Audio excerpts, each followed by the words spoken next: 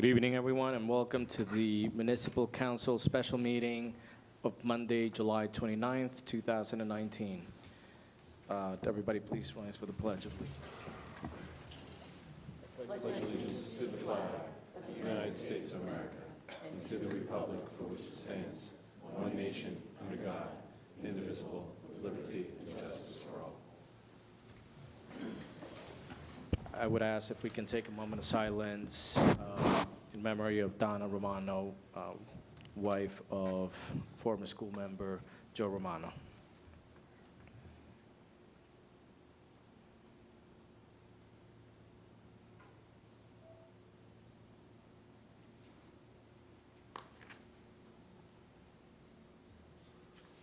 Thank you. Roll call, please, clerk. Councilmember Coyle. Here. Councilmember Deal. Here. Councilmember Gomez. Here. Councilmember Joshi. Present. Councilmember Lombardi. Here. Councilmember Patil. Here. Councilmember Sindel. Here. Adequate notice, please. Adequate notice of this meeting as required by the Open Public Meeting Act of 1975 has been provided by special notice sent to the Home News Tribune and the Star Ledger on June 29th, 2019, and posted main lobby municipal complex on the same date. Thank you. We're going to open up to the mayor for the presentation of the 2019 calendar year municipal budget. Thank you, Council President. Thank you, Council members. It's great to be here again. Can't believe it's been a year since I was here last time to talk about the budget. I'm going to go through the presentation fairly quickly to allow time for questions from you. I think questions are probably going to be better used in this year's budget. In the past few years, I've generally come with a lot of positive energy and a lot of positive news. This year's budget is a much greater challenge than we've had in previous years. We've seen, which I'll show you in some of the slides, we've seen some of our revenues decrease. We've had to use a lot of one-time items this year, which, as you know, you generally try not to do. But in an effort to try to keep the tax increase low, we did use a lot of one-time items, which I'll go through. Also a lot of surplus, which, as you know, each year we've been able to do that. But I think one of the things we want to make sure, because we have had a lot of momentum with some of our infrastructure improvements, our street pavings, our parks have started to get done. And what you don't want to do when you get into some of those long-term plans is to have something interrupted. So I believe that the budget you see in front of you is the best use of those items, the best use of our planning strategically as far as some of those items. I know Councilman Coyle is high in beautification. We want to make sure that we get that kicked off and get that started, as well as some of our park projects. Community center is something that we're still talking about, and obviously our street paving and some of our other items. So I'll go through the presentation, fairly quickly, and then open it up to questions. And I'm sure you'll have some questions, and I will do my very best to answer every one of them. Those that I can't answer right now, I will definitely get back to you with answers, clear and detailed answers on that. So what I'd like to do is just start with the presentation, starting on page 3, which is the 2018, and that's the one thing I want to be certain that this discusses 2018. When we move forward a few pages, we're going to be talking about 2019. I'll identify those two things.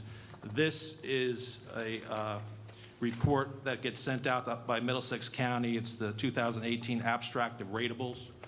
It's always a year behind, obviously, because this year's increases and budgets are not in place yet. But this is something that we like to look at and see how we compare to other towns in the county. This report basically goes through each of the types of taxes: the county tax, open space tax for those who may have it, school district, municipal tax, library tax, and everything else. It gets you to your tax rate, and then it basically takes market value and assessed value and provides a ratio. So you see in our case, if you look down there, it's 43.21, which means that our assessed value is 43.21% of what our market value is. That's an important number because every town has a different assessed value ratio. Clearly, what would be ideal is that everybody would always have a 1, which means your assessed value would equate to your market value.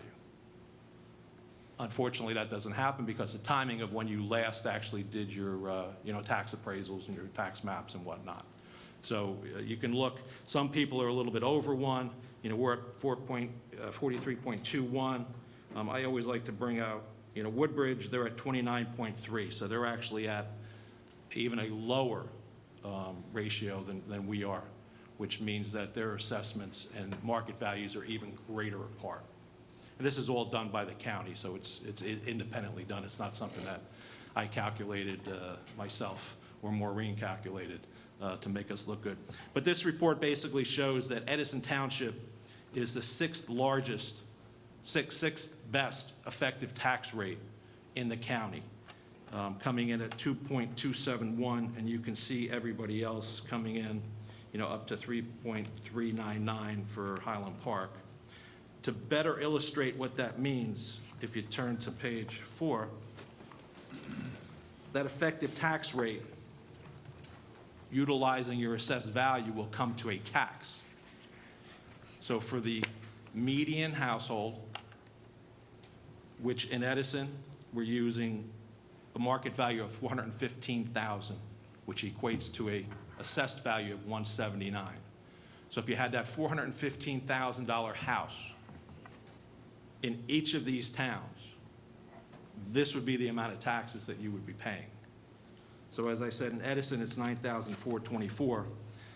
Woodbridge, which I always like to point out, it would be $12,313. So the same valued house in Woodbridge would be about a $3,000 higher tax for a year than in Edison Township. And you see again, the low is Cranberry at $8,021, and the high of Highland Park at $14,105. So that's just a reference to try to show relativity. Everybody always likes to say that their town is the highest tax town in the world. I mean, I'm sure we hear that. I'm sure you hear that when you go out there. Edison has the highest taxes of anybody anywhere.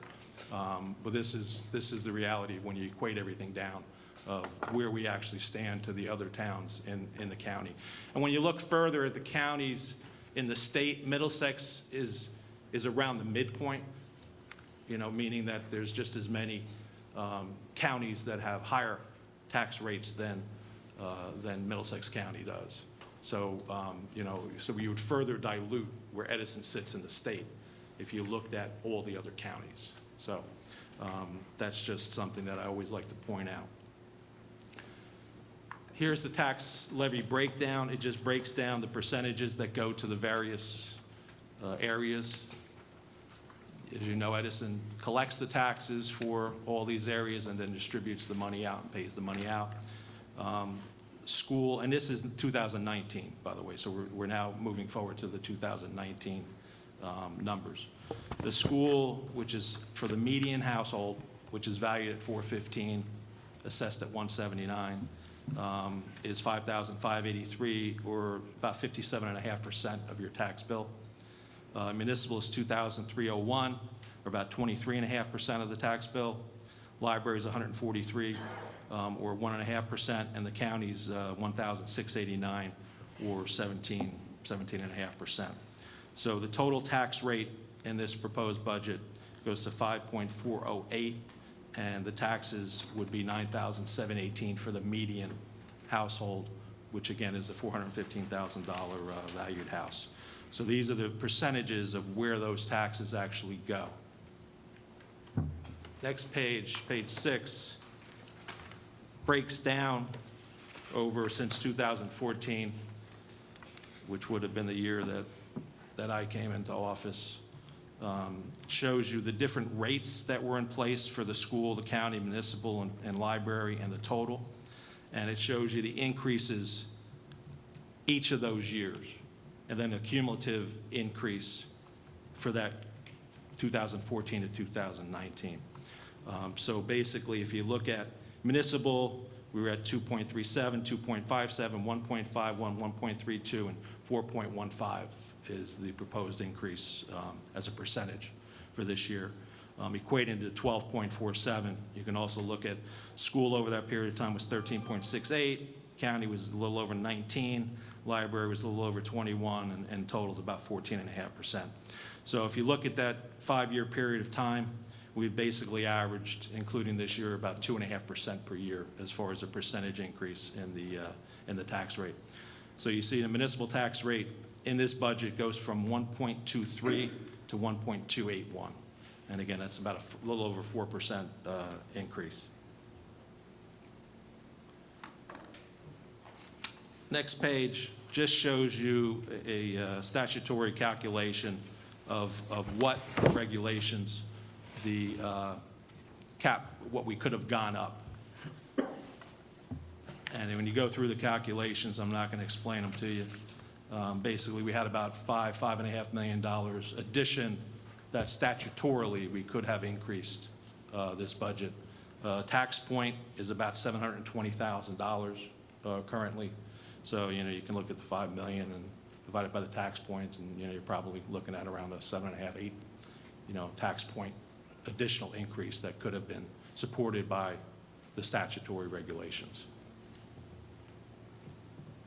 Next 2 pages are basically just meant to show you where our revenues come from.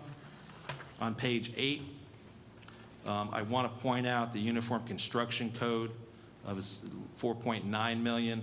That was one of the areas where our revenues dropped substantially. We were at $6.2 million last year in the budget. As you know, there's a restriction that you can only budget what you actually brought in the previous year in revenues. So when you look at, is there an opportunity there? There is no opportunity. And if you look at our collections, so far through the year, they're even down a little bit more than that. So there is no opportunity, whether it be statutorily or even just in prudent financial, to actually increase that.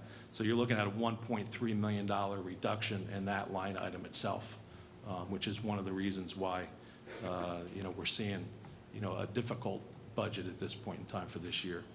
And it shows you all the other items. The surplus anticipated $8.2 million. That's where I'm saying we're actually utilizing probably 90% of our surplus in this budget to keep the tax increase to the 4% that we're looking at, and to try to keep our services where they are and our infrastructure improvements in place, to make sure that we don't hit a detour and those get stopped, because I think in the long term, that's the key to this township. That's the key to us being a positive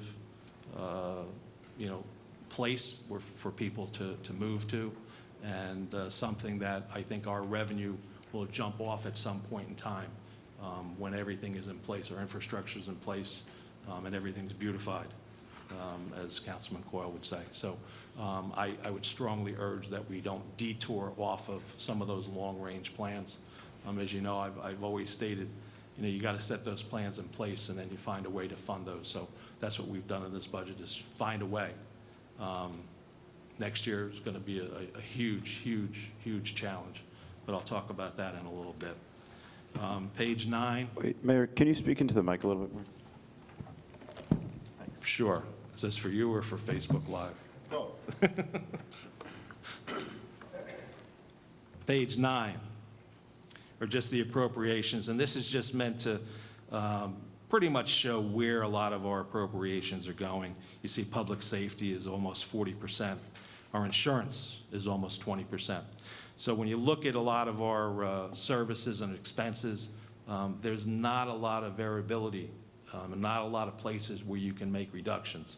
A lot of our insurance costs are pretty much, set in stone by what our experience is. A lot of our pension amounts are set statutorily. So, as far as looking at reductions in some of these things, it's a challenge to do that. So that's what that page is trying to show you. Moving to page 10, this has been the story, I guess, that we've been telling for a number of years. And although we have been improving, and increasing on our assessed value. And this is what sets how much money we get from our taxes. As you can see, we've increased again from 7.1 billion to 7.19 billion, 1.4 to 1.9. You know, last year we went from 7.09 to 7.14, so slowly increasing. But if you look all the way back to 2009, we were at 7.2. So each of these years since 2014, we've had a slow increase. But with all those increases, we still haven't gotten back to 2009, and there's still quite a ways from 2010, which was our height. That's important because if you were at the same rateable value, so if we were at the same we were in 2009, that means your taxes would be exactly the same. So no expense increases could be supported unless you had revenue increases. So we haven't even gotten to that point. So we're starting from really a deficit and a significant deficit. And that's really been not just our tale of woe, but I think a lot of other municipalities across the state as far as what their tales of woe were. And we've been lucky that we've been able to come back from it. I think a lot of places have not been able to come back from it. And compounding that is our tax appeals. So last year we were talking, as you had seen, we had gotten down to 639,000 as far as refunds paid in 2017, and that was something we were celebrating. We did jump back up a little bit, a little over 1.5 million in 2018. And if you look at the totality from 2009, it's over $44 million. So on top of the decrease in ratables, we've actually had $44 million of refunds, which we've had to pay out. And unfortunately, last year, we had to jump up again. I mean, it was great to see that reduction. We thought we were over the hill. You have to pay the refunds, and as you know, you also then have the decrease in ratables, because when they appeal and they win, there's a period of time where those ratables will drop also. So it's kind of like a double whammy. The other thing that hits us is we pay back every dollar of the refund. You saw on the chart before that we collect $1, we give 60 cents approximately to the schools. However, when we have to pay back, we're paying back that full dollar. So during this period of time, the $44.5 million that we paid, $27 million was actually the school portion, which they would have actually gotten when we collected the tax. And fortunate thing is we, per the statutory law, do reimburse for the school. The county does pay us back for their portion, so we do get the money back from the county. So that's just something that complicates us actually being able to start moving forward. Page 12, tax appeal debt. Again, this shows that we did kind of reach the height during some of those negative years in appeals. We have leveled off really around half of where we were in 2016 and 17, but it is flat at this point in time, and right now calculates to be flat probably over the next few years. So we won't get that jump that we had last year in a reduction in the debt repayment for the tax appeals. 13 is just an analysis of some of the infrastructure things that we have put in place since 2014. 71.1 million. If you add the 15 million from this year's budget, we're looking at $86 million, and you can see it detailed out there from roads of 34 to buildings of 11 and so on. So that's just some of the areas where we've been trying to invest in some of our infrastructure. Page 14 just gives a little more details of the road improvement program. We've actually repaved 361 roads and 93.5 miles, centerline miles, that is. And that does not include some of our major DOT programs and whatnot. So, Edison's a big town. We've done a lot, but there's still a lot to do. And again, my recommendation is not to try to reduce that amount. We need to get through the town and try to get everything done. Page 15 is just a listing of what do you get for your municipal portion, $2,300. I'm not going to go through, but, you know, it's the normal police, fire, you know, EMS, infrastructure, parks, and whatnot, the things that you have basically come to expect from a municipality. And that I think people will judge whether or not their town is doing a good or not doing a good job as far as how well they perform those services. 16, financial challenges. Again, I think I've spoken about, you know, where we were left with, as we're calling it, the Great Recession, with our tax appeals, with our rateable decreases, and the amount of money that we had to pay in tax appeal amounts. We've not gotten back to where we were before those years were in place. And I think one of the things I want to stress very, very importantly here is that this budget does use about 90% of the surplus that we had. And in a couple pages, I'll show you some other one-time items that we're looking at. So it is a very, very,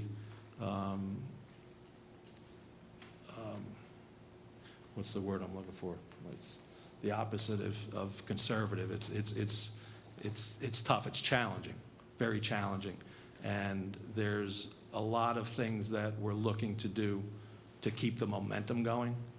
And we're going to have the work cut out for us as we move into next year as far as looking at trying to balance this budget and to be able to look at, you know, some of our revenues, look at some of our economic development, look at some of our departments as far as how we can streamline various things. I know a lot of conversation about technology and whatnot. Those are things that we need to look at, and we need to work together and try to figure out, you know, how we can take advantage of those things and streamline the operations of the township. But again, as the last bullet is in there, you know, 85% of the township's budget is really garnered by union contracts and state regulations. So when we look at some of those things, it's challenging because not everything is up for grabs. Again, our pension payments, you know, even though the state may take a vacation from pension payments, unfortunately, the town doesn't get that vacation from making those payments. I think that if you look at some of the increases this year that we had to have in place for pension, you're looking at 17% in the various pension items.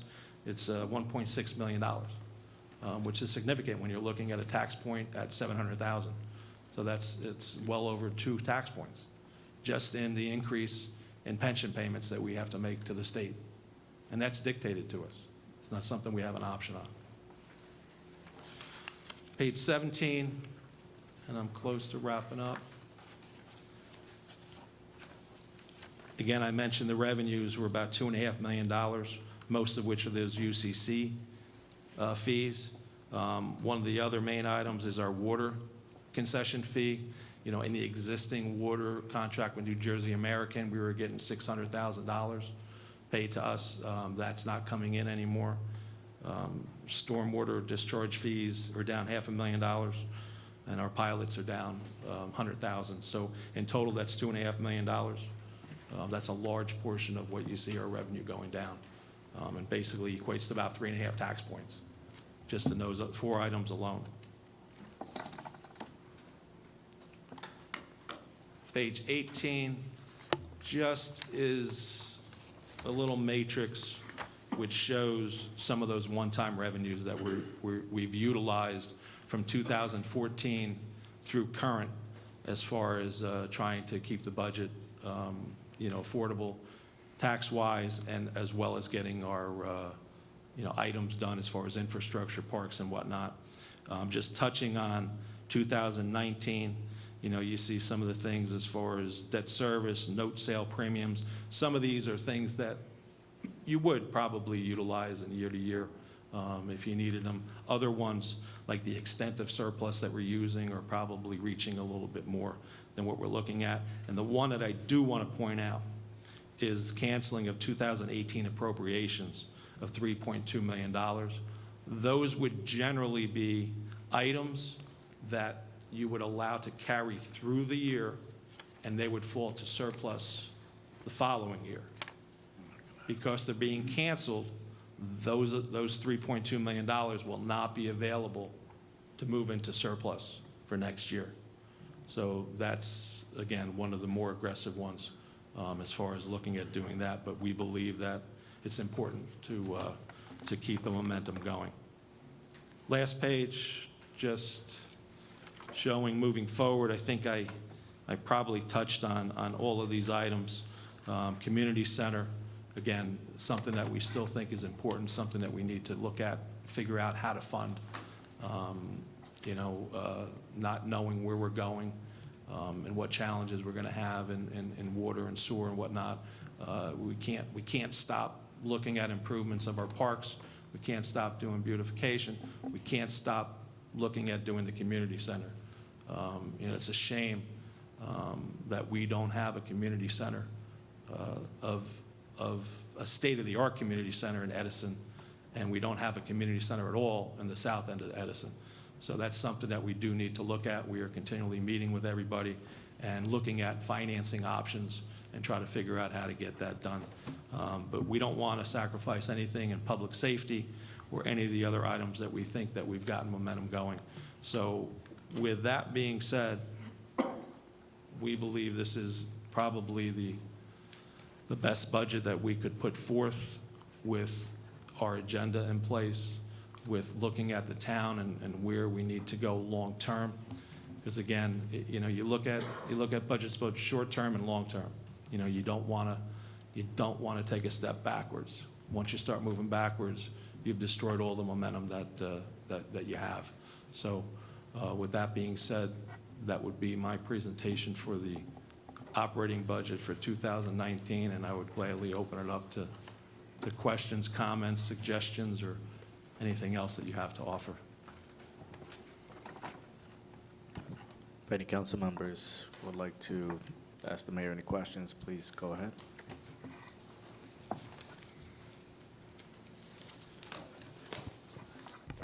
Council President, I'd like to ask the mayor a question. Mayor, how low are we allowed to let our surplus go statutorily? There is no statutory. They do look at it to see whether or not they feel it's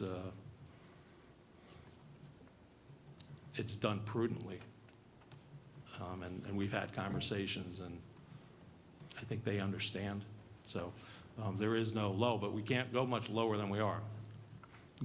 You're not going to have that to go to next year, is what I'm saying. We will not. Either you're going to increase revenues with ratables somehow, but you're going to be really up against it next year.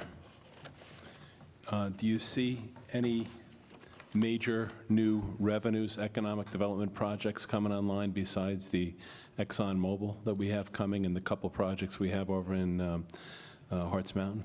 Yeah, I mean, the main ones would be the ExxonMobil and Harts Mountain. They seem to be moving forward at a quicker pace than they had been moving. We have BMW. A number of projects that people are coming forth kind of testing to see. And as you know, one of the things that we've been cautious of is to make sure that projects aren't bringing school children with them. So we've been looking at some new projects. We've been listening. People are coming forth. So there are a number of things people are talking about doing.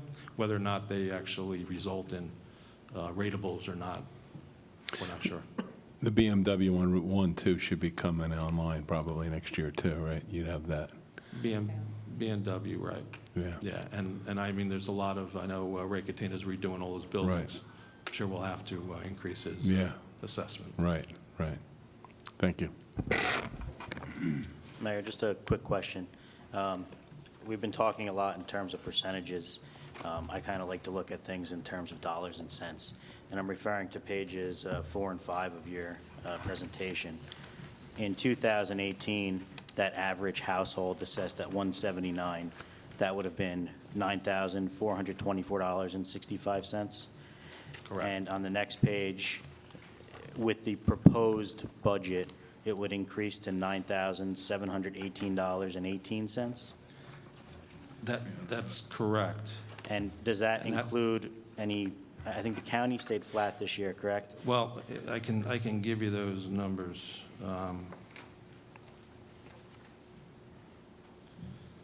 The library went up $7. The municipal increase is $100. The school is up $133. See, I'm doing math in my head, which is difficult for me. The open space is going up $6, and the county is going up $35. So the total increase is about $294, and of that, in your proposal, 100 of that would be the municipal portion of it? Correct, for the entire year. Okay. Correct. And in terms of I know you talked about the construction code fees. That is also, as you put it, like a double whammy, right? Because we didn't raise it in 2018, and we can't anticipate it in 2019. Correct, correct. And that's all I have for now. Thank you. Council President? Yes, sir.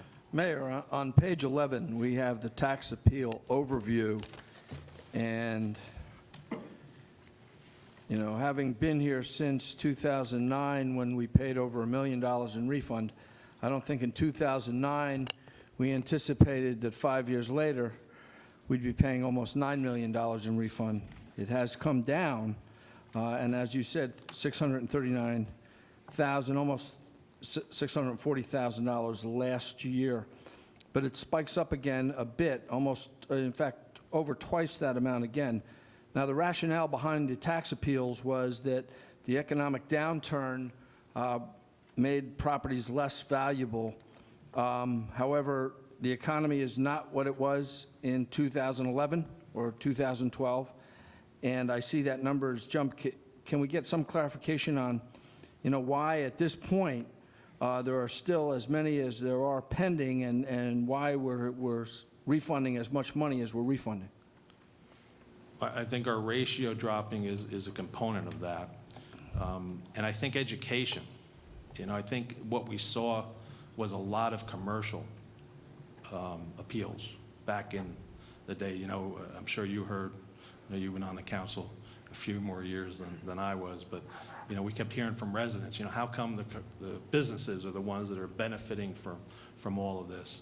So I think education and people understanding the appeal process, you know, education is a great thing, except sometimes it comes back and hits you. So we're hoping that is kind of a one-time thing, and we see it come back down.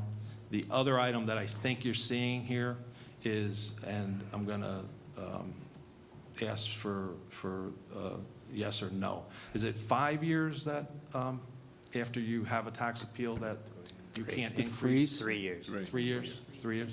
I defer to my competent counsel to my left. My answer would have been, I don't know. I can check for you. So I think what you're also seeing is that as people have come off of that freeze, so to speak, and they've been reassessed upwards again, some people have come back and said that increase was a little too high, and we've seen them kind of come back down a little bit. So it's almost like a step to get them back to where they had been, you know, because they have been very aggressive with appeals. Thank you, sir. Thank you. Mayor, just for clarification purposes, on the same point of tax appeals, on the presentation, the amount that we're showing is the payout. It's not necessarily reflective of the year that the appeal occurred. So you might see multiple years just compounding over time, and then what the town had agreed and negotiated to pay out is what we're seeing. So some of the spikes, for example, you see in 2014, might be appeals going back 5 years. So that is the time of the payout, and not necessarily the year that it was being appealed. Gotcha. Thank Good you. point.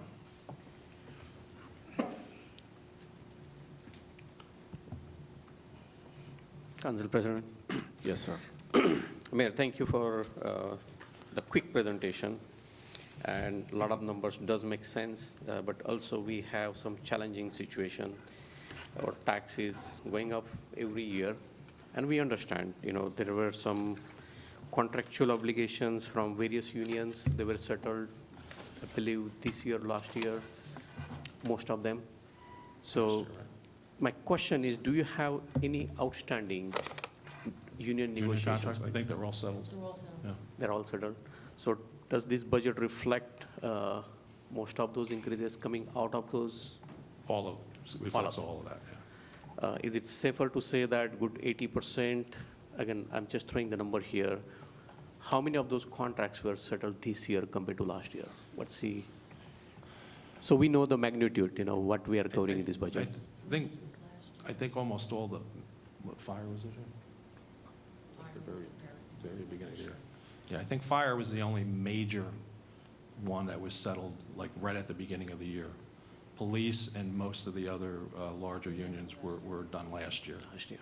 So all that increase is carrying forward in 2019, okay? So looking at our reserve, we looked at December 2017, or in year 2017, it was 11.97 million. It dropped by 2.7 million in 2018 to 9.26 million. And I see in this budget, pretty much 8.22 million is expected, or it is rolled into this budget. And you made a comment that we will be using most of the reserve Surplus. or surplus in the 2019 budget. My colleague did ask the question, is there any mandate from the state how much we should set aside for the surplus, or there is none? No. But again, year over year, if I look at these budgets, right, from 2017, 11.97 million, again, it was shown in the budget that it will be used in 2018, but we did not use it. We still left the surplus as 9.26 million. No, that's not true. We utilized it, it regenerated itself. That $3 million that I was talking about that we canceled appropriations, that would have normally fell into surplus the following year. Okay. But because we canceled it, that will not.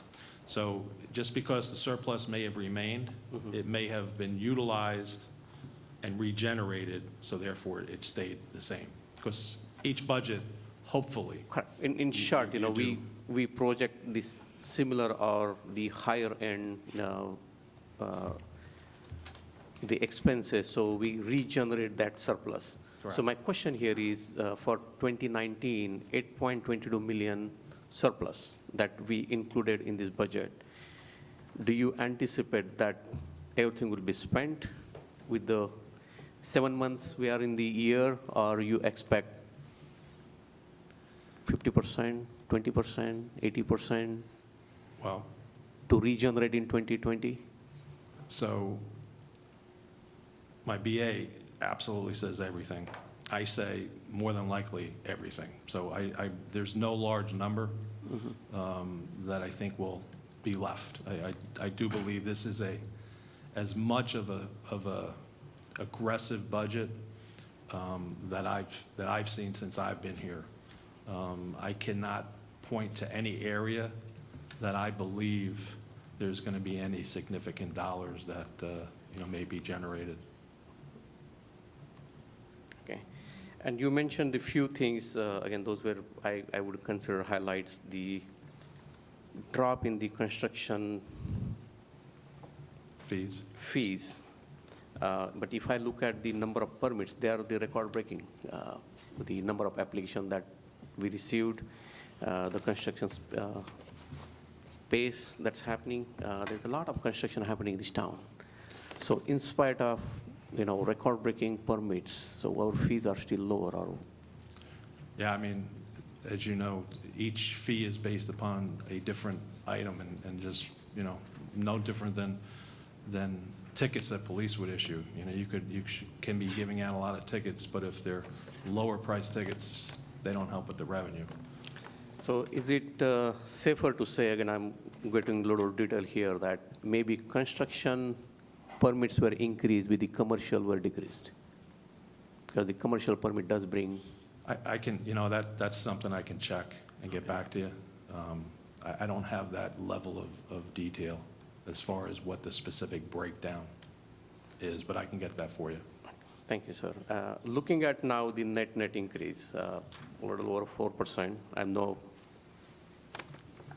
people will not be happy looking at the numbers.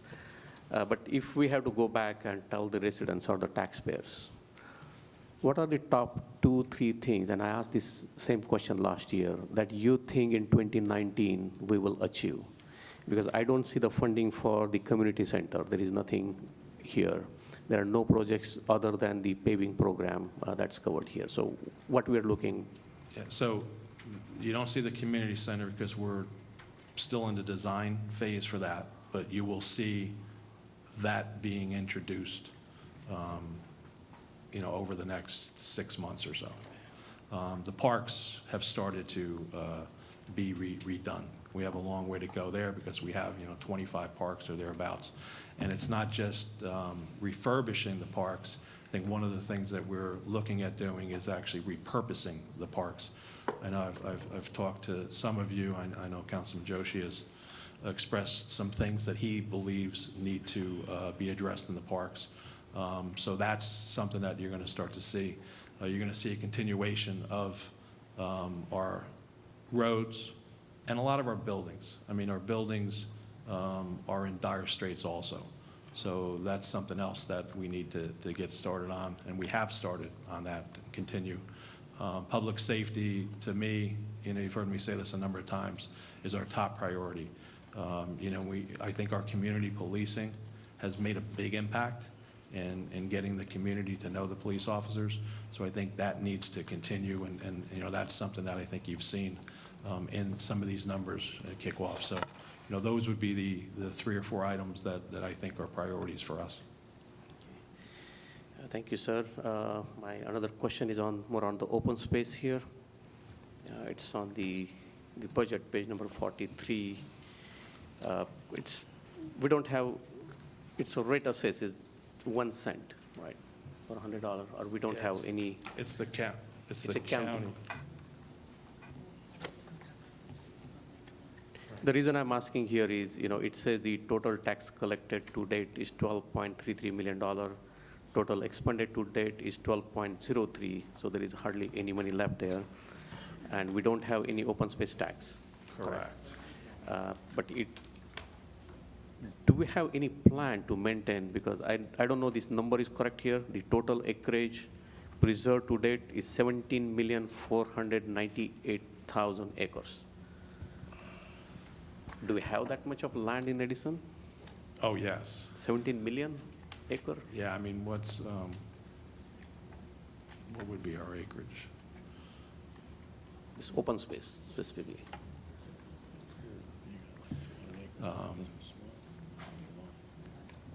Yeah, I mean, you know what, that's a good question. One that I'd be pretending to know the answer if I tried to answer. Let us get you the information on what the acreage of the township is, as well as the acreage of our open space. This is what we've gotten as far as from the state, but let's double check to see what that acreage is. Sounds good. My question on that open space is, how we are maintaining this, because the whole idea of open space is to maintain and use that maybe, some of that for the recreation purpose, so we make this space available for the residents of this town. I mean, some, obviously, Dismal Swamp is a perfect example. I mean, there are areas that we can utilize. I know we had spoke about, some recreational, some educational stuff there. I don't know where that stands. But there are other areas that, probably will never be utilized. But clearly, if you can utilize, it would be advisable. I think we have some other open space coming on board. I know in talking to the county, some of the property over near Plainfield Country Club is going to be moving into open space also. But I do not see any allocation for expanding either that open space or maintain that open space. So it's kind of status quo. Yeah, we're kind of out of money. Okay. So it's tough to expand. As you remember, we did have the open space question on the ballot, which got voted down. I guess it's another 3 years, how many years? Counselor? When can you put it on the ballot again? I think you can put it back up. I don't think there's a Oh, you can go right restriction on back. that. There's Yeah, no the delay restrictions on that. are, if something gets adopted by referendum, there's a blockout period. Okay. Okay. My next Council Vice question- President, the other thing is, as you put more land on the open space, you have less taxable land, too. So you lose that revenue, too, as as it goes over to open space, like the one you said by Plainfield Country Club. Same thing with nonprofits, as they're converted to Yeah. churches, you lose that revenue. So it's You a lose- tone you school, lose- too. You lose the revenue, and if you're maintaining it, then your costs of maintenance go up. So, it's a, As long as that open space can be used by the taxpayers for some recreation use, that's the, yes. yes. Coming back to I'm pretty much done with my questions. The last one, and every year I ask this about the county. 17.38% is our tax goes to county. What's the fair share So- for Edison Township? So, perfect example right now is that our freeholders called me just last week to tell me that they did purchase this open space, since we're on the open space subject, and it'll be turned over to the township very shortly. So, the most recent item that I can point to is they did purchase the open space out near Plainfield Country Club, and it'll be turned over to the township to utilize and maintain. Also- Yeah, Council Vice also- President, this yeah. is something that I've mentioned previously at meetings, the Ferrante property, which I believe is approximately it was somewhere between 11 and 13 acres, which the county, I guess, will be purchasing, and it will be placed on the Rossi. Also, the Woodland Avenue property and the improvements of the intersection there on the light at Woodland Avenue, also at Woodbrook Corners over there on Park Avenue. And they do maintain their roads there, too. So and the mapping, too, that they Tax did, the mapping. tax mapping was big. Again, nothing against our freeholder director, Charlie Tomorrow here. It is more of, since I'm on the council the 4th year, I hear one project that we got in Edison Township. Again, this is shared with another town, is the dog park. And if I look at the neighboring town, like Metachan, East Brunswick, Cartwright, they do get a substantial aid from the county, either for the, not directly for the recreation, but performance arts center or any of those facilities. And as you said that, it's a shame on us that we don't have the state-of-art recreation facility in Edison. And since long time, we are evaluating either the location or how do we go about funding that project. I think this is a very high time that we should go back to the county and ask our fair share, not for this year, but for all past few Well, years. we've been waiting for. They don't give grants for community centers, which is one of the reasons why we're kind of trying to think out of the box as far as what that community center can represent, so that we can find areas that they do provide grants for. So I agree with you, Councilman. Council Vice President, I think they can do things like that anyone in the county can use, like fields, athletic fields, stuff like that they can do, right? I think that everyone in the county has to be able to use. Swimming pool, I mean, Right. I've had numerous conversations recently to find out what they can and can't, and why they can and can't. Is that just because it's precedent, or is it like written in ordinance statutorily that, they can't give money? So something that we're currently, because again, we have to find a way to get this community center.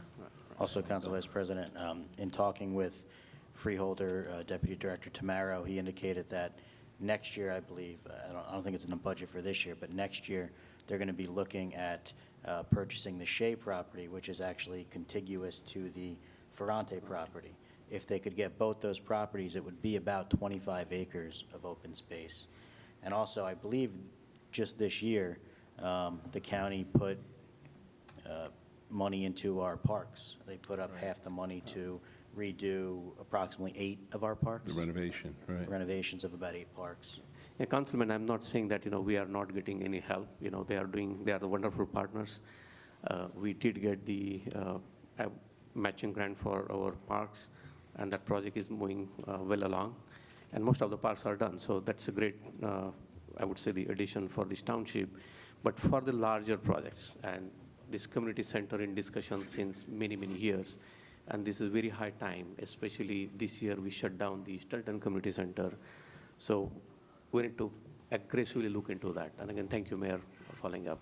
Thank you. And also, I don't know the answer to this, maybe Mr. Northgrave knows, but if the county contributes to the funding of the community center, I guess my question is I don't know if you could give preference to Edison residents in the use of the community center. It might have to be county-wide, and that I'm just not sure about.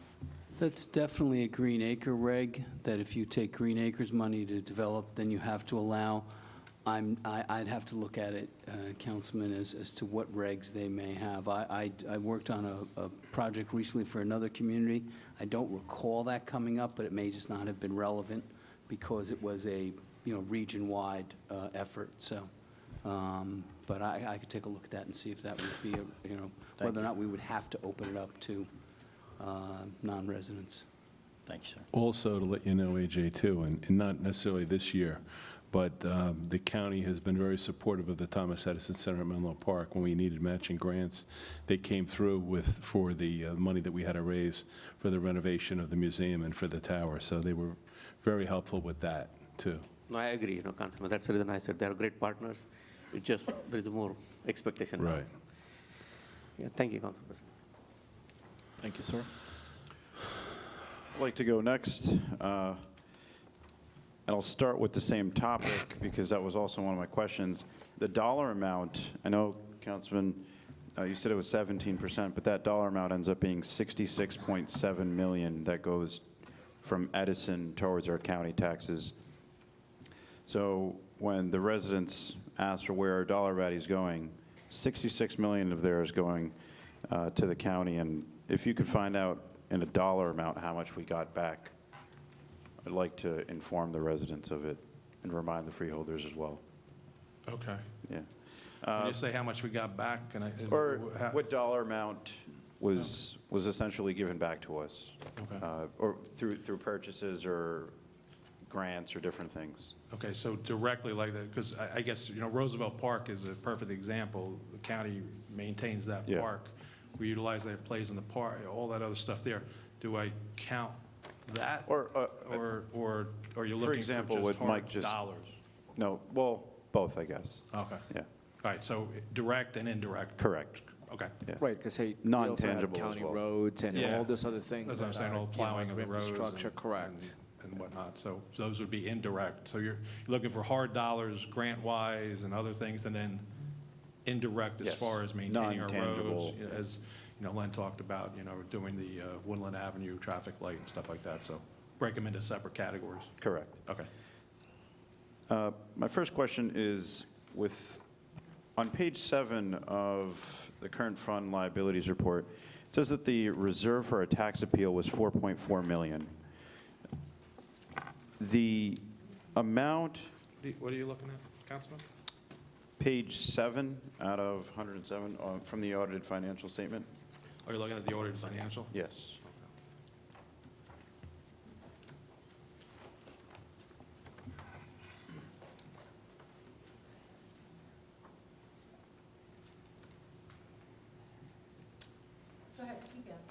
So the reserve amount listed there is $4.4 million. However, we weren't projected to have a tax appeal amount more than $2.5 million, and even in the presentation that was given, it also states that it wouldn't be that much. So is that amount necessary? What's the reason for it being higher? So that's not for a one-year period of time. That would be for any, as Alvaro mentioned, that some of these appeals that we're paying out might be from 4 years ago or 5 years ago. Okay. So it's not just meant for something that would have been filed this year or necessarily paid this year. It would be over a period of time. Okay, I don't know that you can look at a point in time and utilize that reserve for that. I think it's meant to carry you over for that entire, period. makes sense. So we're not adding any more to it. That line item will be there until it's exhausted.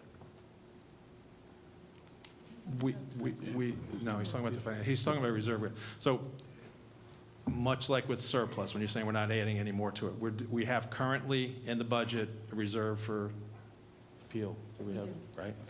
So depending upon those appeals, we may have to go beyond that and draw upon that reserve. Or if the appeals are lower, that would fall into and increase that reserve. Okay, So without a crystal ball, I can't say for certain whether the amount that's in the budget is sufficient or not sufficient, or whether we would have enough in the reserve or not. okay. It's kind of, it's not a science. I Okay. guess, for lack of a better I word. understand, though. You know what I'm saying? Yes. And one clear distinction to add to that is, in the past, we weren't sufficiently reserved in those areas, so we had to go down to DCA and finance the tax appeals.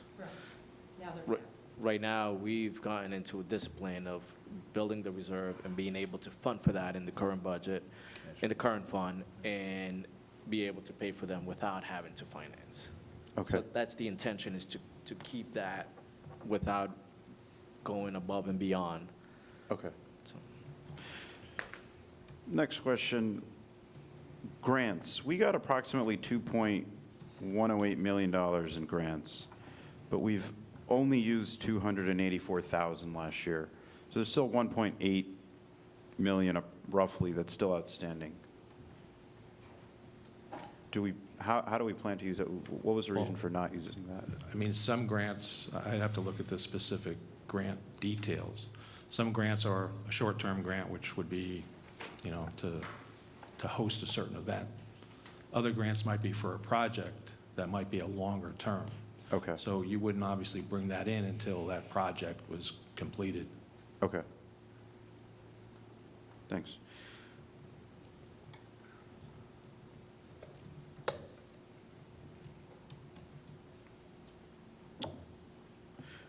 I was reading the bond issuance report, and I wanted to know, what restrictions do we have for bond refinances? I know they're one-year terms, but if we anticipate rates to go lower, then is there any restriction? Would we be able to? I know that we paid $1.3 million in principal reduction from, we paid $1.3 million as a principal reduction from the surplus. Do you think it's necessary to do that later on if the rates go lower? Depending upon each bond or note, there would be restrictions potentially or not in those notes as far as when you could refinance. There could be refinancing penalties. So it's tough to answer without looking specifically at each series or each note or each bond. But I know that we will look, and our auditors will look at whether or not refinancing has potential savings. I know when I was on the council, there were a number of times that we refinanced, and a number of times where I was hoping we'd be able to refinance because the rates were much higher, except there were restrictions on the ability to refinance. Okay. So that is something that we would look at and do look at as far as the capability of refinancing and cutting that rate, or taking a variable and making it fixed, as you're saying, if rates are going to be rising, you'd want to lock in. Yeah. But there are restrictions depending. A lot of our notes are short-term, and they don't have that ability. Yeah, yeah, and that was the other thing, is there's a certain percentage. There's a calculation in government that makes it not as easy as it is in the private sector. But that's something that we do look at, and we'll bring it up specifically with our financial people to ensure that we take another look at it. Okay. Yeah, I mean, and when we refinance, you got to look at the financing cost of the transaction and then the net savings that you're going to look at. I mean, what the mayor's referring to, one specific item that we had was a callable bond that the refinance saved us a net of about $1 million over the transaction. So when the opportunities like that, we'll certainly look at and then take everything into account. Yeah, that's the reason I was asking. So if there is a long-term one that we can, like, is it worth paying down if we have the ability to refinance? But Yeah, and it'll vary. Yeah, I mean, that gets looked at every year by your auditor when he comes to do his audit report, which, what month of the year is that usually happen? July, okay. So I guess he'll be here shortly, but we'll touch base with him and make sure that that'll be part of presentation. Okay. Okay. The current fund revenues report, I was looking at 2018 anticipated revenues and actual revenues. I highlighted certain items that we didn't get 100% of, and I just wanted to know what the reasons were. One of them being false alarm fees, uniform construction code fees, you explained that one. We only got 79% of it. The payment in lieu of taxes, can you explain that one? We only got 86% back. We fell short. You know what the payment in lieu Yeah. of taxes is, right? But So- but it's a fixed amount. It says 577,000, out of which we only got 501. Yeah, there's a different amount. It's not a static amount. It will change. It's a percentage. And I think it's just that the way the budget versus the reality came in. Okay. Okay. Also, I think when we budget, we expect something to come online and start paying at a certain month. It may come in a month or two, later, depending. I'm trying to think what except for Kilmer, what other pilots? We don't have too many. Yeah, I was going to say, there's not a Well, lot that's, of and them. that's with the, what I refer to as the HMFA pilots, they're strictly gross revenue driven, or revenue driven, depending on how the deal is actually structured. So if the revenue drops, then you don't collect as much in the pilot. Okay. Two questions related to contracts. The railroad station rent, that's a fixed amount of 135,000, but they only paid 121. I don't understand that one. When you say it's fixed. There's a rent. Because it's been the same amount every year? Is that why you're saying it's Correct. fixed? That would be something I would look into. Okay. I unfortunately do not Okay. know how the railroad station is paying us rent. Okay. So Is I that can is check- that an I can check annual on that. contract? Or how does that rent work? Because NJ Transit only paying us 135,000, it just seems like they're getting a bargain here. Yeah, let me get you the details. Okay, cool. Edison Water Company, which is also contractual, was the anticipated was supposed to be 576,000. We only got 50% back. That one, Because now was- we're not getting paid anything. okay, that's what I So figured. it's zero now. Yeah, makes sense. Yeah, because we don't have a water company. Okay. The reserve for off-duty public safety, which page 14 out of the schedule of trust fund reserves, was this, how did this have, if any impact on the allocation for off-duty spending, or the allocation for police off-duty work? Was it impacted at all? I'm referring to situation. No. No. It's the admin fees and vehicle fees Okay. that we charge. So they're two totally separate things? Absolutely. Okay.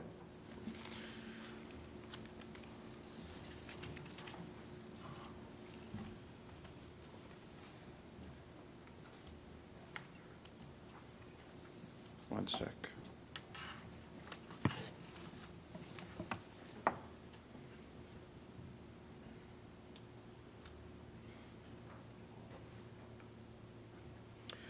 I guess the last question that I have is referring to the conversation we've had in the past. We're getting to a point where taxes, the average person feels that taxes are higher, and I know we said that Public Policy 101, when you can't go any wider, you have to start going up. That's just common public policy knowledge. I wanted to know, when would we be able to revisit the master plan? Because it doesn't look like we have any short-term or long-term major projects that can generate more revenue, and I think that it would be imperative to perhaps revisit the master plan and address certain parts of Edison where perhaps we can go higher in commercially. Yeah. When's the last time we did? No.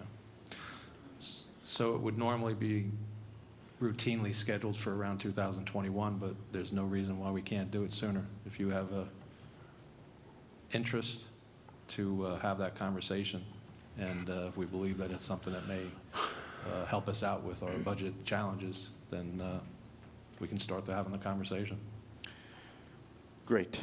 I believe that's all the questions I have. Thank you, sir. Council President, I have one follow-up question on the budget, so I missed that. So Mayor, in this, I'm looking at the summary of revenues here. 2018 anticipated revenue total amount to be raised by taxes for support of municipal budget was $93 million. I'm giving just the round number. Realize in cash is $96 million. Does this mean that we collected $3 million additional? Is on the budget sheet 11.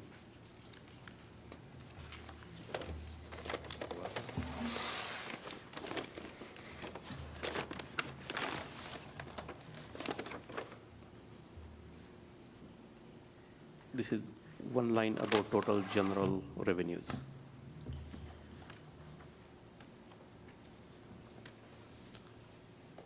So yes. So we generated $3 million more than projected, right? So I asked the similar question last year. You did? If we have not received, last year was 4 million difference was there from 2017 to 18. This year from 18 is now $3 million. So if we would not have received this additional $3 million in realized cash, and it would have remained same as 93, what would have been our net tax point increase? For what year? 2019. For 2019? Correct. Because we received 3 million additional than we anticipated.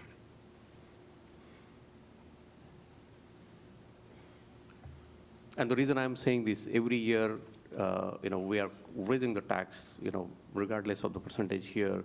But every year when we project, we always receive more money. I'm seeing this as a pattern here, 17, 18. And I'm saying that because we are asking $5 million this year in additional taxes. If we generate 4 million plus, then we defeat the purpose of raising the tax.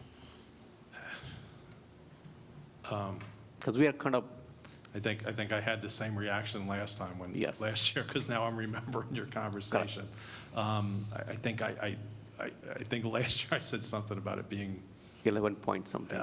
dangerous, or so I start to shake. Like when you're saying it, I hear what you're saying, and I can understand the philosophy behind it. It just financially, it just gets you a little bit apprehensive.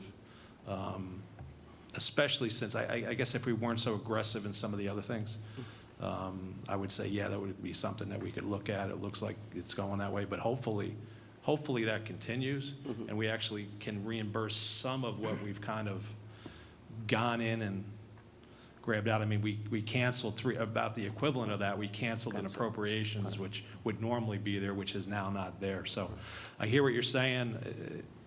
It's very, makes me nervous to even think about doing that. Okay.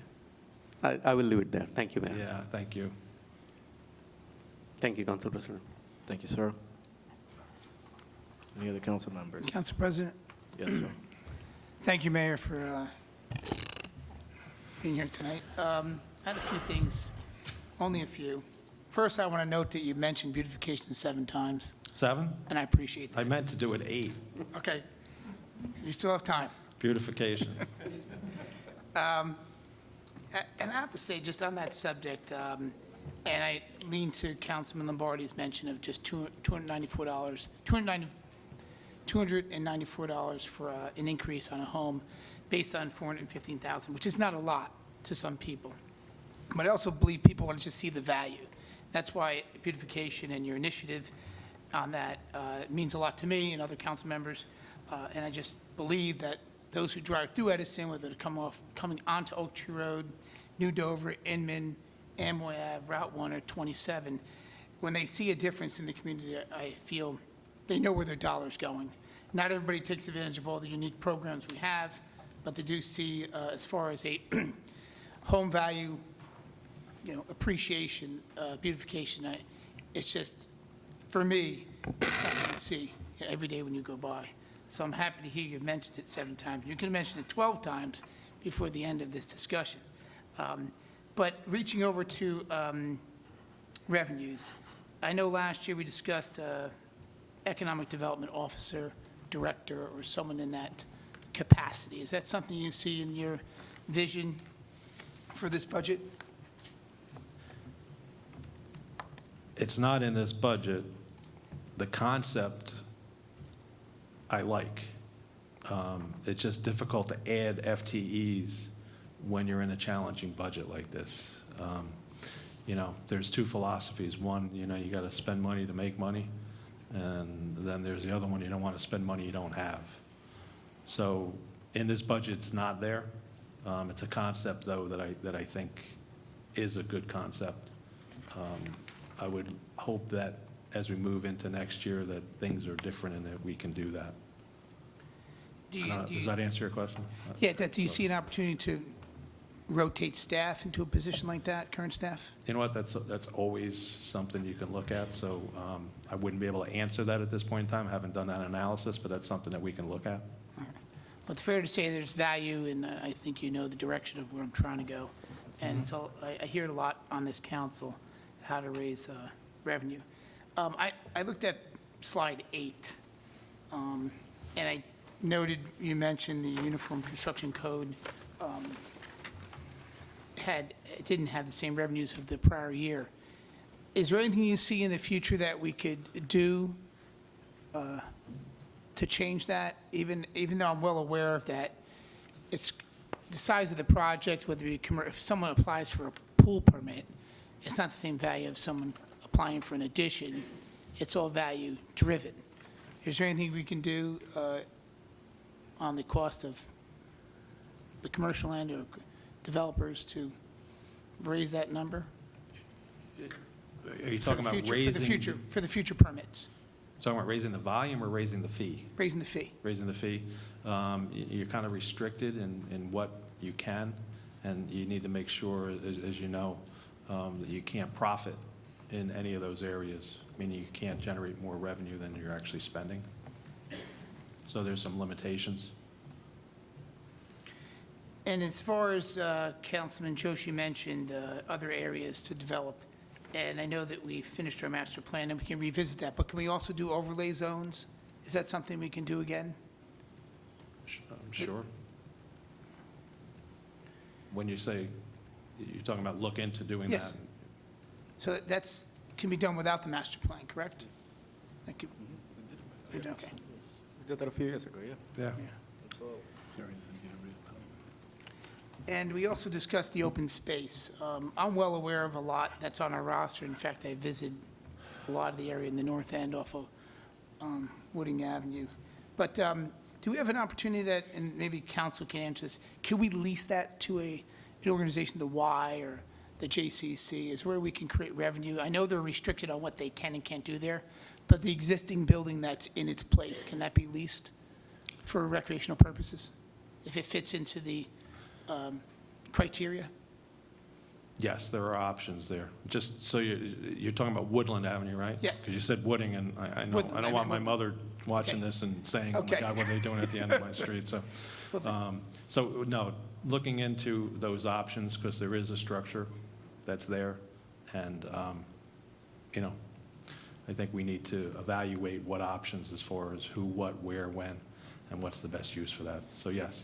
And I know Walter Stolzer's not here, but can that structure be removed, and can we build on that same footprint? Something that fits a park-like setting, recreational, could that be done? Or only the existing building can be rebuilt? In my non-legal mind, I would think yes, but I would defer that to council to see. I think if you stay within the same footprint, then you're okay. Yeah, and I think it depends on what you're looking to put in and what, like if it's supporting the use, then generally DEP would approve it, but I think it would be subject to DEP review and approval because it's on the Rossi. Okay. The other question I had was in zoning. I guess let me roll back to, is any part of this budget increasing staff or workforce? The FTE count in this budget is basically the same. It does call for some, filling of vacant positions and whatnot, but there's no,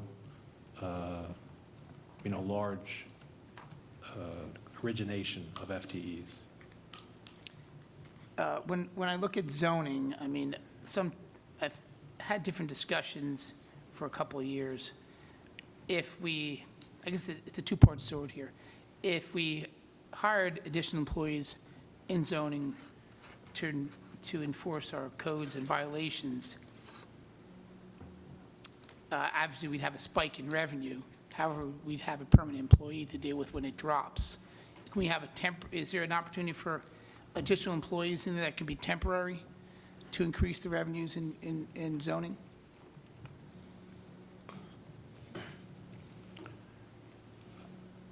I would say that opportunity could exist. I would think that since we're already in August of 2019, that by the time you would bring anybody on, you would not see any impact in 2019. So I would think that would be something you'd be looking at for future. I guess, but the question I have too is, originally I thought of having a permanent employee for that department, in addition to the staff that's there. But I'm also concerned with whether of course, they raise the revenue by giving out fines, but eventually those property owners will comply. People comply, right? And then we'll even out. But then we'll have 2 additional employees and no additional revenue.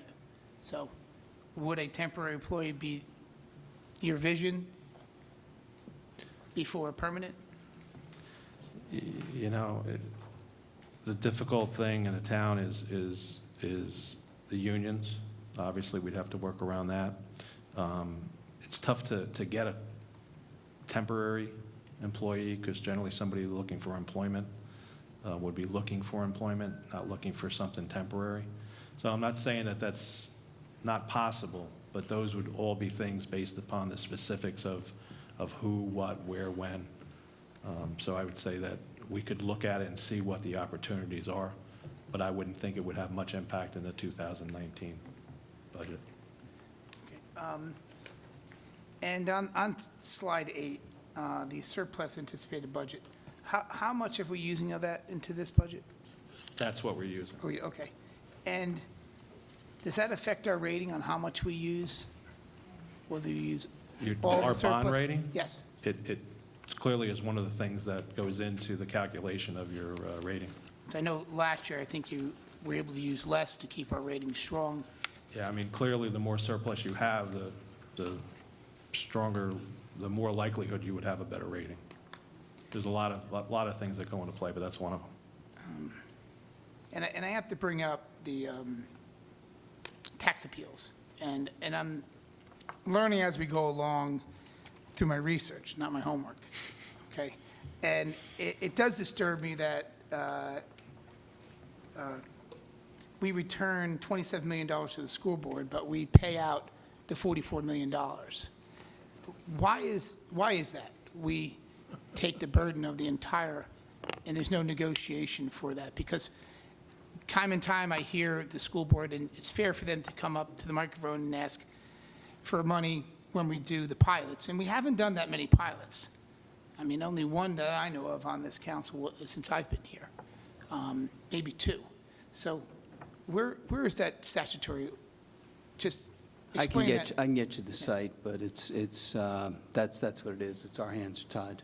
It's the tax appeal is on the town to repay to the taxpayer.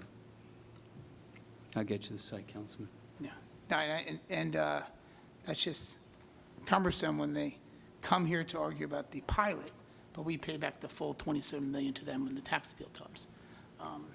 And that's extremely challenging. I don't know whether the residents of Edison see that, but we pay back the $44 million, which is a lot. And I think one of my last questions is, we talked about the unions and the contracts being all settled, and I thank you for that. Where are we on the timeline of the next contract? Can you walk me through the contracts we have? Or could that be provided to 3 me years. at a later time? Yeah, but we have like 3 years before you're going to start seeing contracts up again. On every contract, about an average of 3 years? They've all, unfortunately, they've all kind of gotten onto the same cycle. Thanks. You got about 3 years to go until you start to see the contracts expiring or Okay. expiring. Is that right? Mary, you mentioned a few things I appreciate, which is parks and beautification to the entire Edison, and I do appreciate that. That's all I have. Beautification. Thank you. I got number 8 out of you. I was waiting for that. Thank you. Thank you, Council President. Thank you, sir. Any other council members? Okay, thank you, Mayor. Now I'm gonna go up and up to the public for all petitions and remark.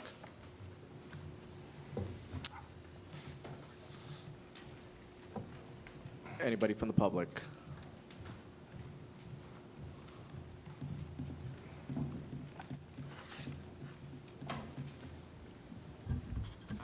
Hi.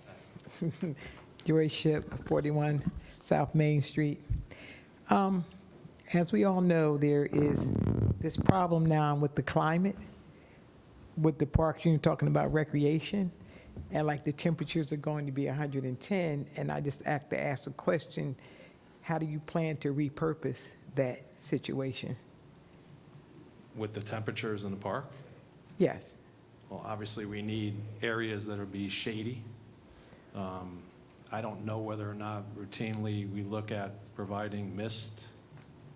I don't know if that's something that we ever have, but that would be a way that we could look at that. And I know that, not to interrupt you, Mayor, but I do know that at our Finance Committee meeting last week, when we met with the acting director, Joyce, she put in the capital plan some sort of schedule to put gazebos in some of the parks where that would be a shaded area for people to seek refuge in the heat. Yeah, but is there any reason we can't have some splash parks in our Edison, like other people have in their parks? And is there a reason we can't have splash parks? You know, There's no reason why we can't, and I think that was one of the things as we were going through the list of 25 parks, and we're looking at different areas that people are recommending that we have. I think that that's one people, of them. yeah, I think that parents with children and stuff, that since we don't have enough municipal pools and stuff for Edison, I think that with the splash parks, with the beautification, the parents would be very happy to bring their children to the park under Big that. splash park or just like a small area? They could be mini splash parks, you know, you They can were just. talking about, because when you're now talking about it, I'm thinking of this big item, but they were looking at I'm just thinking about spreading them out. having some areas where there would be some fountains and some, Some designated splash parks. Correct. I've seen a lot of beautiful ones that weren't gigantic right. at all, but they were very, very nice. You know, the splash park, they had tubas and musical stuff, and it was really, really decorated well, and they didn't take up a whole lot of space, but, you know, it was truly beneficial. Another question I wanted to And ask. just so that's one area that I think the county can give us a grant on in my conversations with the freeholders. Okay, everybody take note of that, because we want some splash parks in our town. All right, also, I wanted to know about, Mini Beeville has always been under, you know, I never thought that it was ever done, you know, properly. You know, I'm not a developer or a contractor, but even when the floor was put down in there for the basketball, there was no room for even bleachers for you to be able to sit and watch a game if basketball was being played there. And I just was wondering, was anybody ever thought about an expansion onto Mini V-ville? Did anybody ever think about that? It's been thought about. I think that one of the things that we're looking to do is try to get the community center done, and that was something we'd look at as far as You talking about away south side, away from the north side? replacing the south side, but making it a total Edison. I understand the north side argument, but I think that. I just want to be fair. I want to be Retrofitting, fair to every side of yeah. town. No, I got you. I think we need to look at, and this is kind of a longer term, may not be something that we're looking at over the next year or so, but, retrofitting sometimes or putting additions onto buildings may not be the best. I think what we should do is look at whether or not Mini Veal is the community center that we want in the north, or whether Maureen's going to elbow me, but So, a new yeah, community but, so we're going to center do, in the it south, and we're going to think about whether we should do I think there's north. been conversations as far as community centers in various areas up in North Edison. So I think we need to look at all the options because, again, as you look at financials, we don't do these things that often. And I'm a proponent of making sure you do it right rather than just trying to get it done. So if we're going to do something, let's make sure that what we're going to do is the best that we can do. I agree with you on that point. All right, I want it done, the correct way, but I don't want some great big state-of-the-art place someplace else and everybody on the north side trying to squeeze into a little space. Okay. Because everybody's getting hit with the same tax. Not somewhere You know, else. It's in Everybody's Edison, getting hit though. with the same tax, but you showed me on the thing where each money goes, so all of us are paying the same no matter where we live, all right? And I wanted to know what's being done with the Dorothy Drawl building also. That recreation center, that was the recreation Is that the center. Stelton Center? Yeah, the Stelton Center. Stelton Center. So right now, it's closed. It really wasn't safe to be operated in, and we're looking at the various possibilities of what can be done there. That unfortunately was on the Rossi, so as far as utilizing it for various things, except for building within the same footprint, was difficult, but it's not really safe to operate. So we have to Why? clean out all the asbestos from there. Because I know, There's various problems with the building. the structure. The structure, roofing, various materials inside.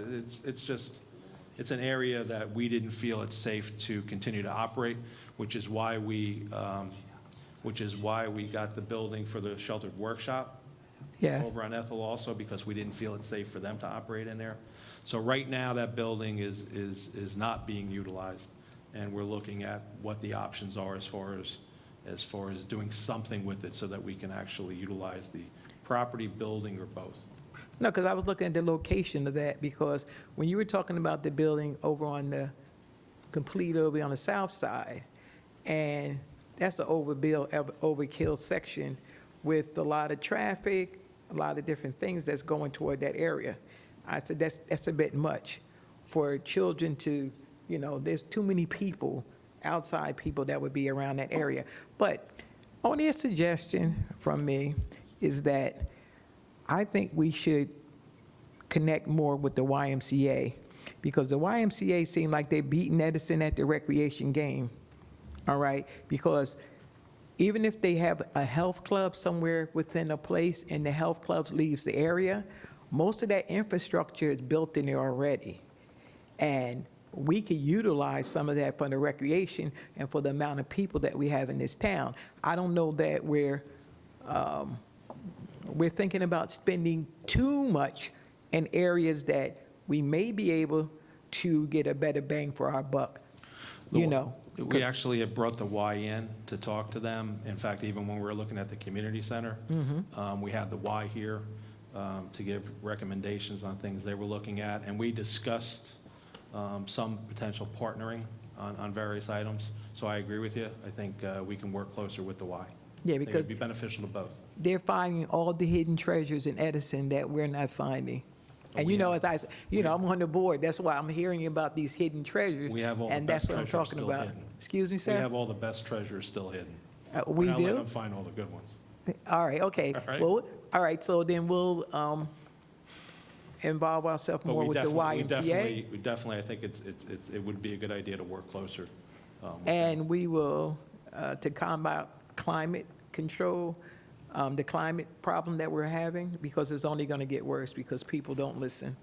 We're going to look towards some splash parks and stuff because parents would be extra happy with that happening at the park because then they could go to the park because, going down the shore, that's like 1 mile an hour most of the time. And since we don't have adequate municipal pools here within Edison, that would be something we can look for. And one last thing is the pool over by, close to Route 1, is it close to Edison High School? What's up with that? The old Elks? Yes, what's the up? Washington Swim Club? Yes. That's where I was a member when I was young.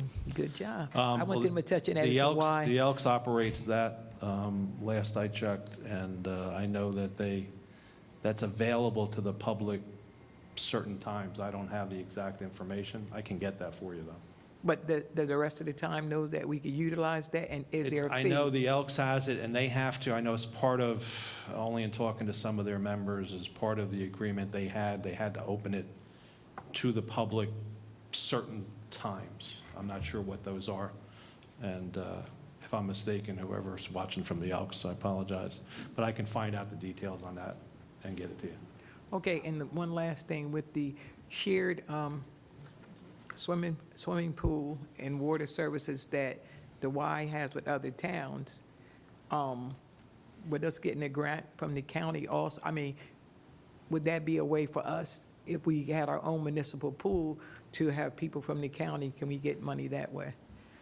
The county does have money, just,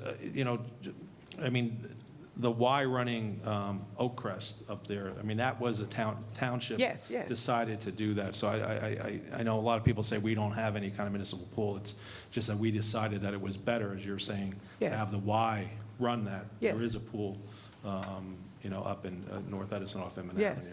Avenue. But the county does have funds available for pool-related activities.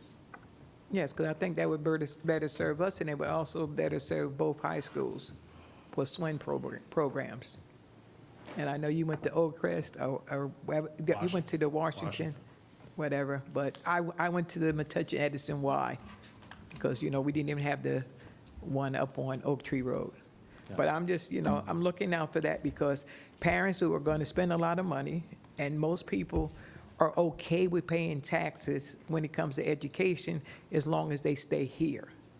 Most people are okay with paying taxes if there is availability for their children to enjoy the parks and enjoy the stuff that they're paying for. And that's when people are all right. When you get the scream and the blowback from the people, from the community, they don't feel like their tax dollars are being spent well. That's what the problem is. Thank you very much. Thank you, ma'am. Anybody else from the public? Sir?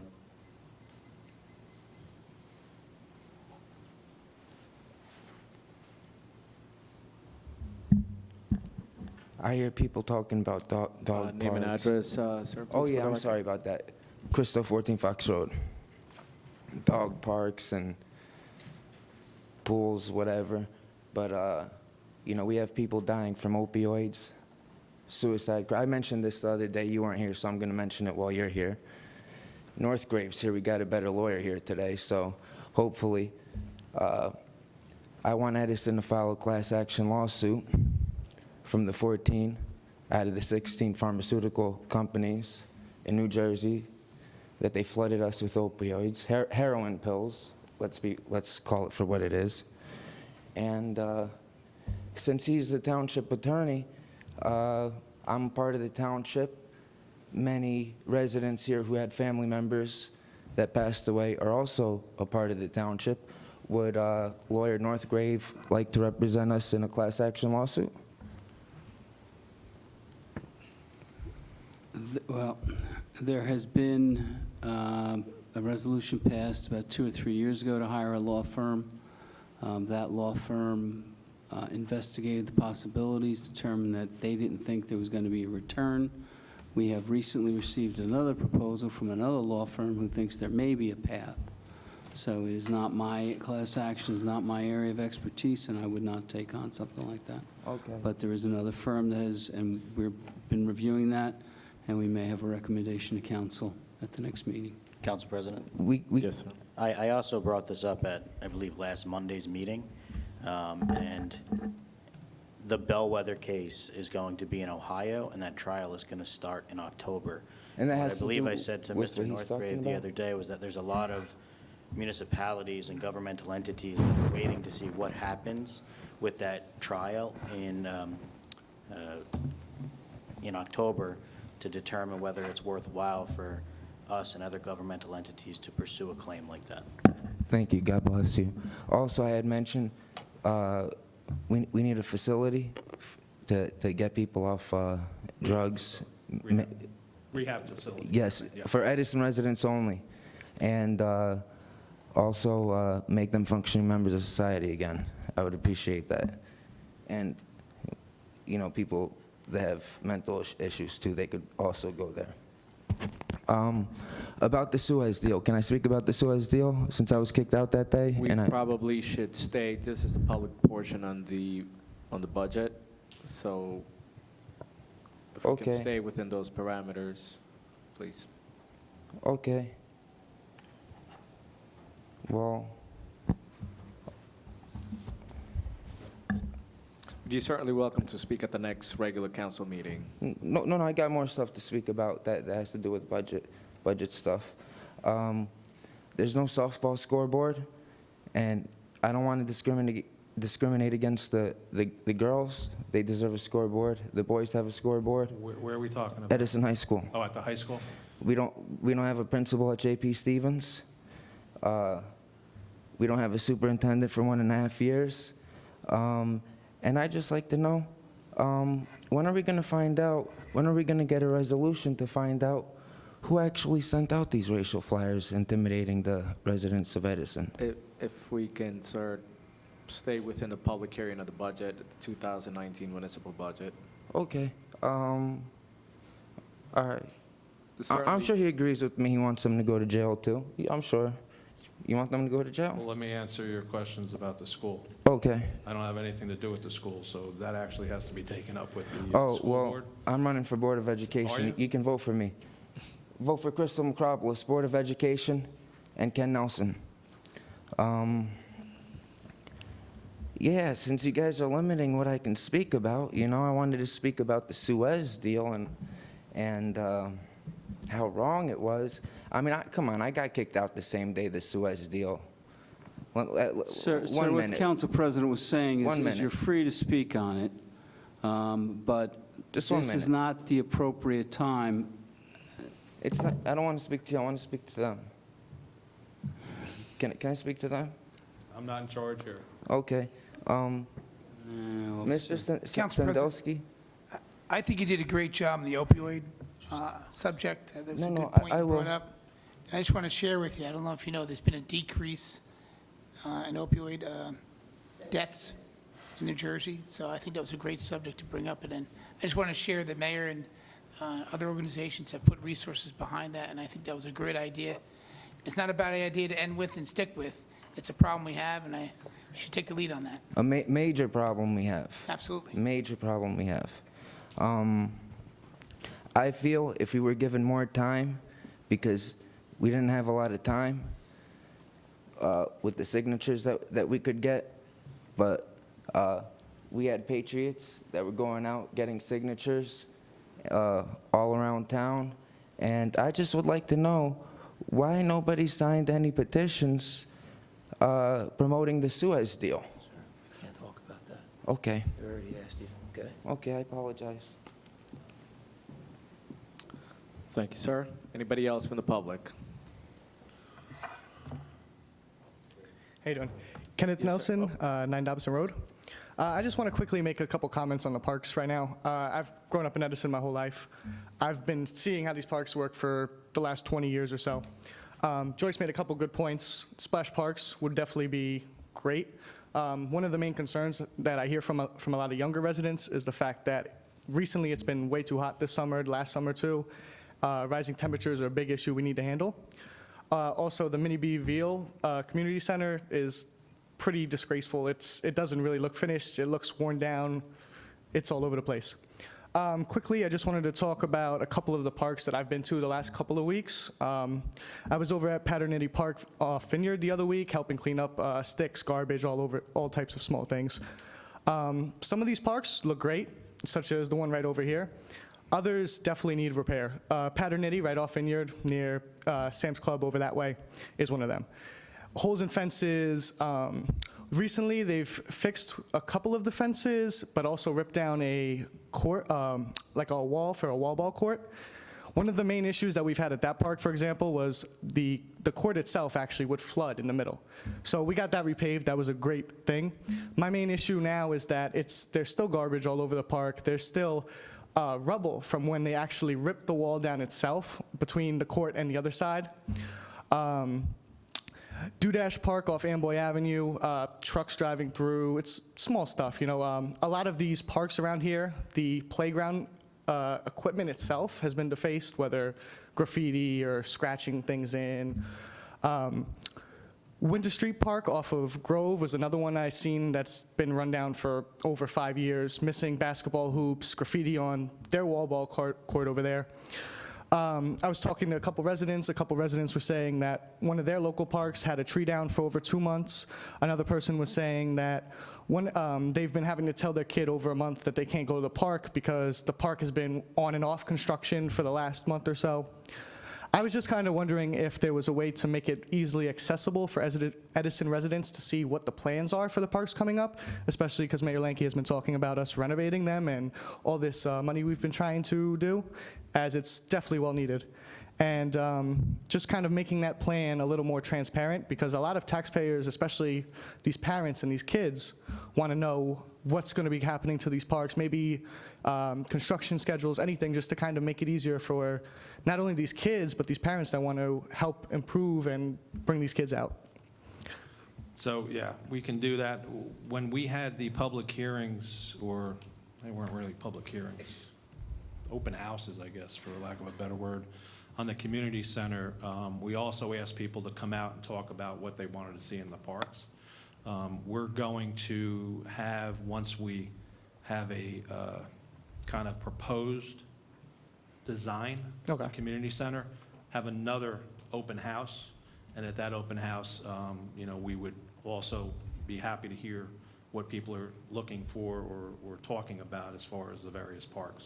So, and I would just like to ask that we consider posting a lot of these things more online, because that's been one of the main issues, is the fact that you know, as you could see, not many people come to these council meetings, and we don't currently, at least through the town, live stream it, you know, small stuff. It's, you know, it's a fact of a lot of people don't even know that we're renovating these parks or we're doing these kind of things.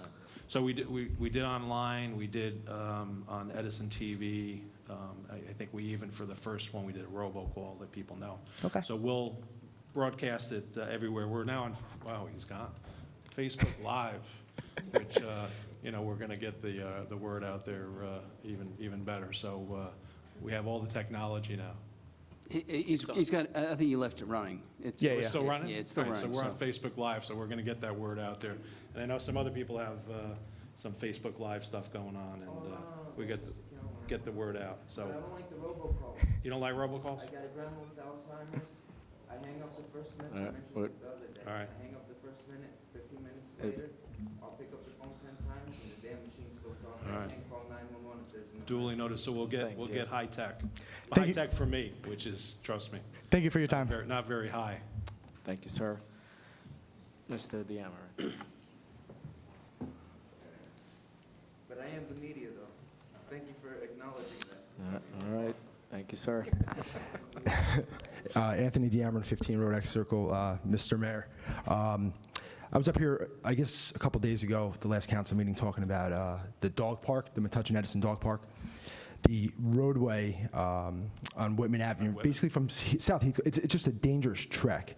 And what happens is those that live in my neighborhood, you know exactly where that is, but they don't really get to use it, appreciate it. A lot of stay-at-home moms that want to walk their dog with their kids. With the ever-growing traffic problem now, I mean, there's traffic is an issue.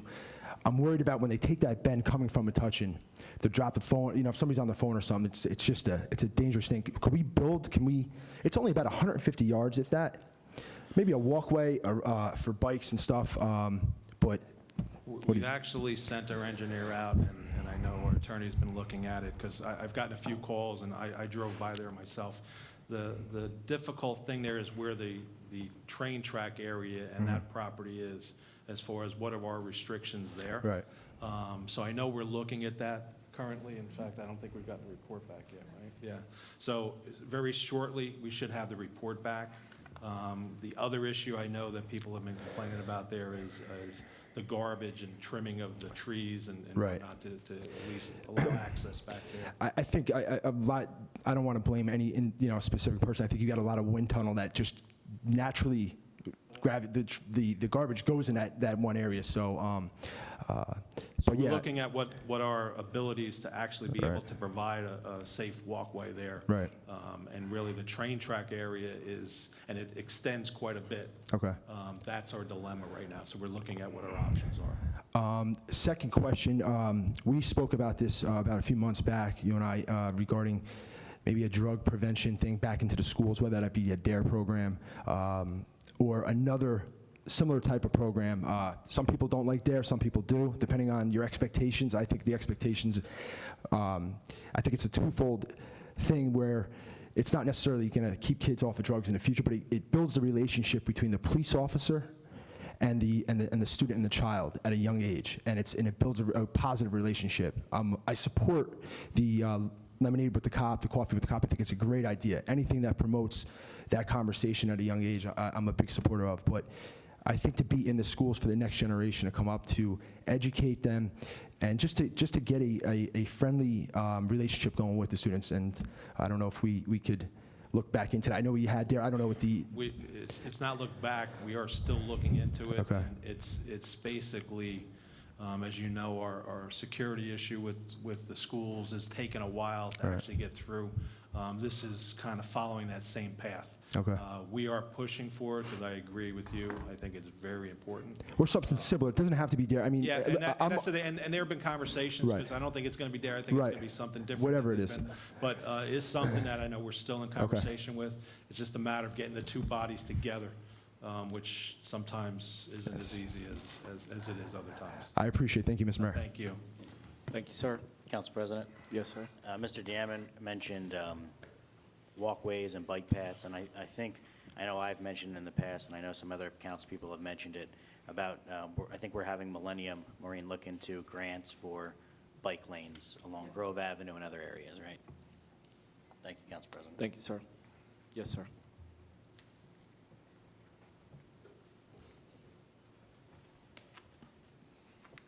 Good evening, everybody. Jerry Shine, 18 Winthrop Road, Edison. My question is, there is a good amount of police and firemen eligible for retirement over the next few years. Is there a place in plan to address this, as in rehiring? Yes, I mean, we look every year at what the expected retirements are. As you know, we've hired quite a few police and fire over the last 5 years since I've been here. Police, actually, we generally do 2 hirings a year, one PTC certified, which are people that have already been certified and generally are employed somewhere else in the state. They hit the road much quicker, and really we save in not having them to go through the academy.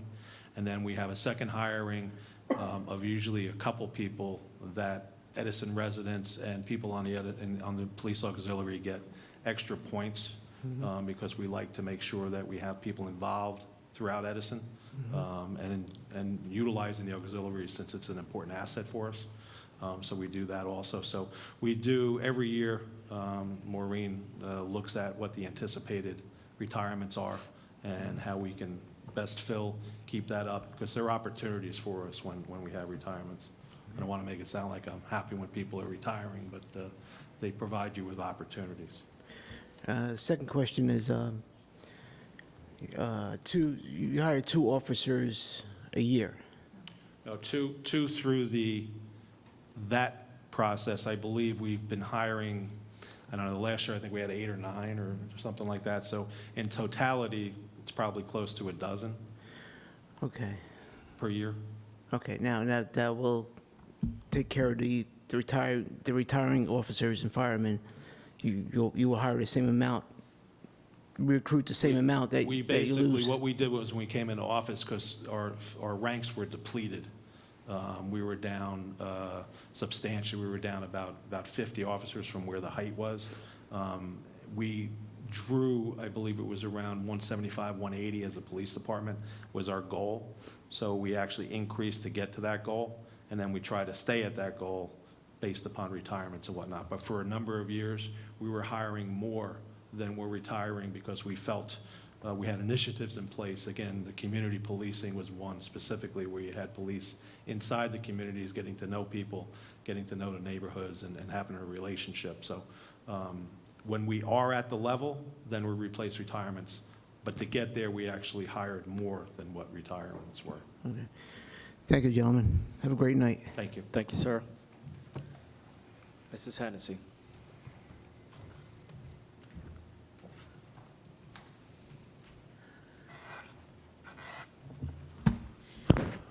Good evening, Mary Ann Hennessy, 20 Carmelo Drive. May I ask the mayor questions? Yes, ma'am. Thank you. Good evening. Hi, how are you? I'm fine. I see you have expansion of our animal welfare services and outreach. I don't know if anybody has asked this, but are we looking into a second animal shelter located where we share services with, say, Piscataway and South Plainfield? You're saying a second facility? Mm-hmm. I would say that we have not, as far as I know, looked at a second facility. Would it not be worth our while, since we're increasing who we deal with for their animal pickups, et cetera? Would it be not wiser to have a second one up in the north Those are end? two separate questions. Worth our while, I think, of financially, and then wiser, I think, of quality-wise. So the answer is it probably would be better location-wise, but obviously there would be no additional revenue coming in, because I don't think our volumes would be going up. So those would be two things that we'd look at. So it's something that we can look at.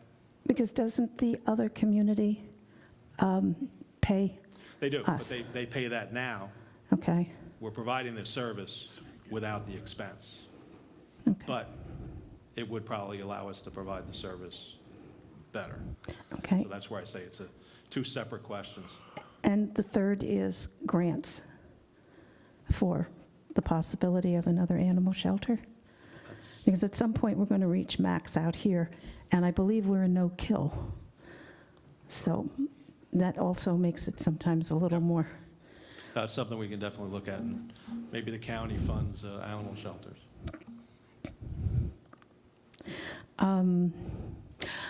This is an issue that I've had for quite a number of years, and I was wondering if the township could in any way work more emphatically with Amtrak in regards to Sutton's Lane overpass.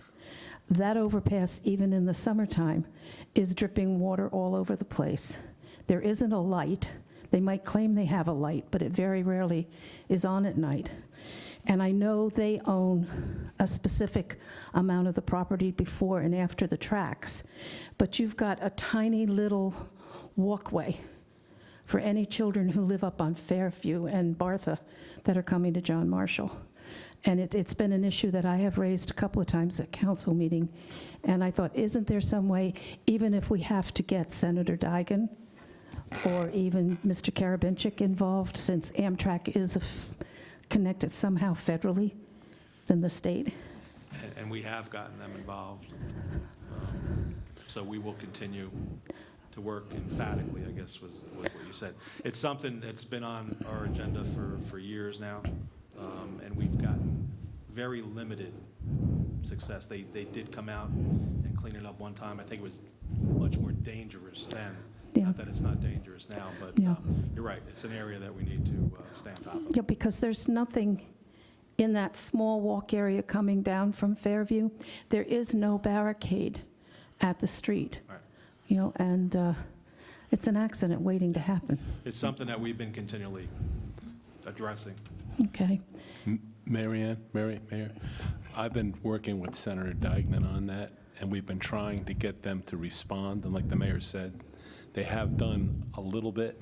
It's still not good enough, because when it gets cold out there, it's an ice skating rink there. Yeah, that's what And you my don't want complaint children is. walking in the street there. No. So we've told them numerous times, they have leaking from the bridge coming down there. And they put up all kinds of gutters and some metal deck up there and rerouted the thing, and they're very difficult to deal with. They're not easy people to deal with. They're a federal, they're federal. So they did come and they did some things, but it's definitely nowhere near enough what they did. Well, here comes the word I don't like. Can we sue them? Yeah, I don't know. I don't think we can sue 'em. But we've been trying to continue to work with them, and I will continue to let Senator Deignan know that it's still not acceptable what they did there. Okay. My other question may not be to the mayor, but I'm going to put it to you anyway.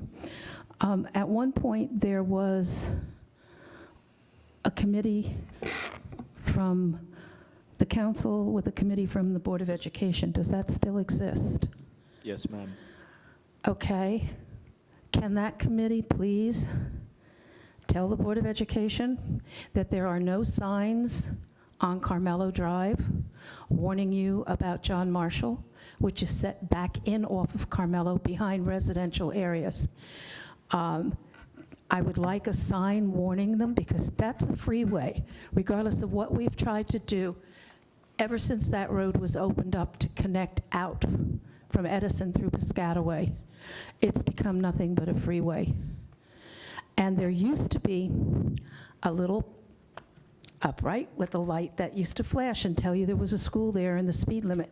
And it went down in one of the older hurricanes, and they never replaced it. And I think it's harmful and disgraceful that these kids and the crossing guard can be subjected to the kind of traffic that does come through on Sutton's Lane. So I would like to see that something gets done more with the Board of Ed on this issue. Council President, Ms. Hennessy will make sure that they are apprised of what you just shared with us. Thank you. Thank you, I appreciate that. Thank you, ma'am. Anybody else? Motion to close the public portion. Hold on, lady in the back.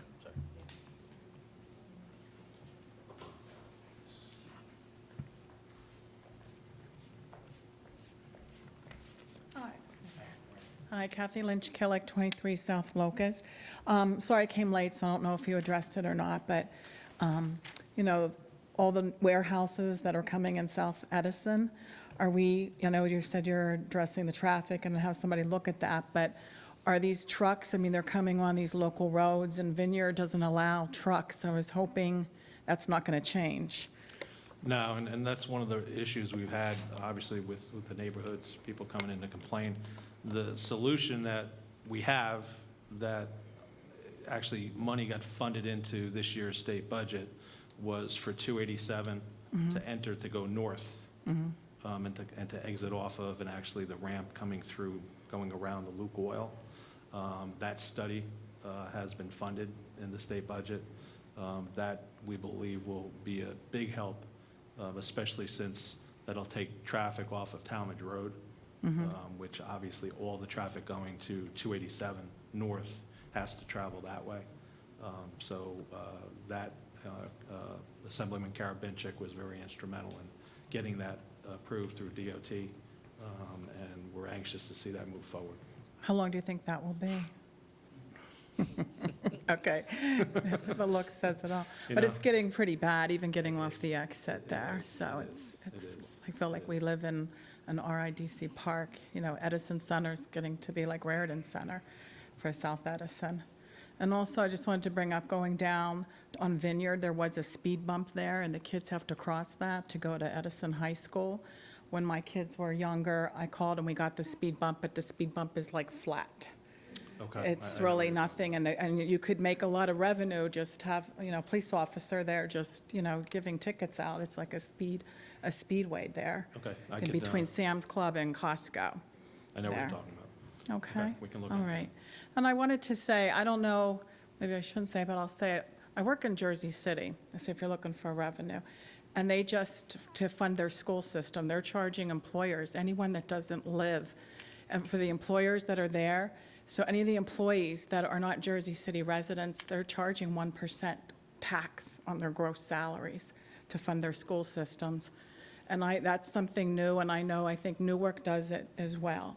So, that's extreme, and I don't know, we have Amazon here, and I don't really understand why, we're not getting more tax revenue from these new employers that are coming in here, but that might be something to think about.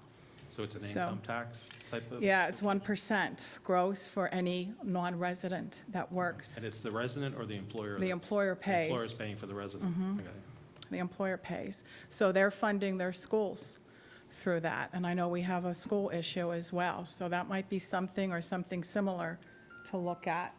Okay. Okay? Thank you. All right, thank you. Thank you.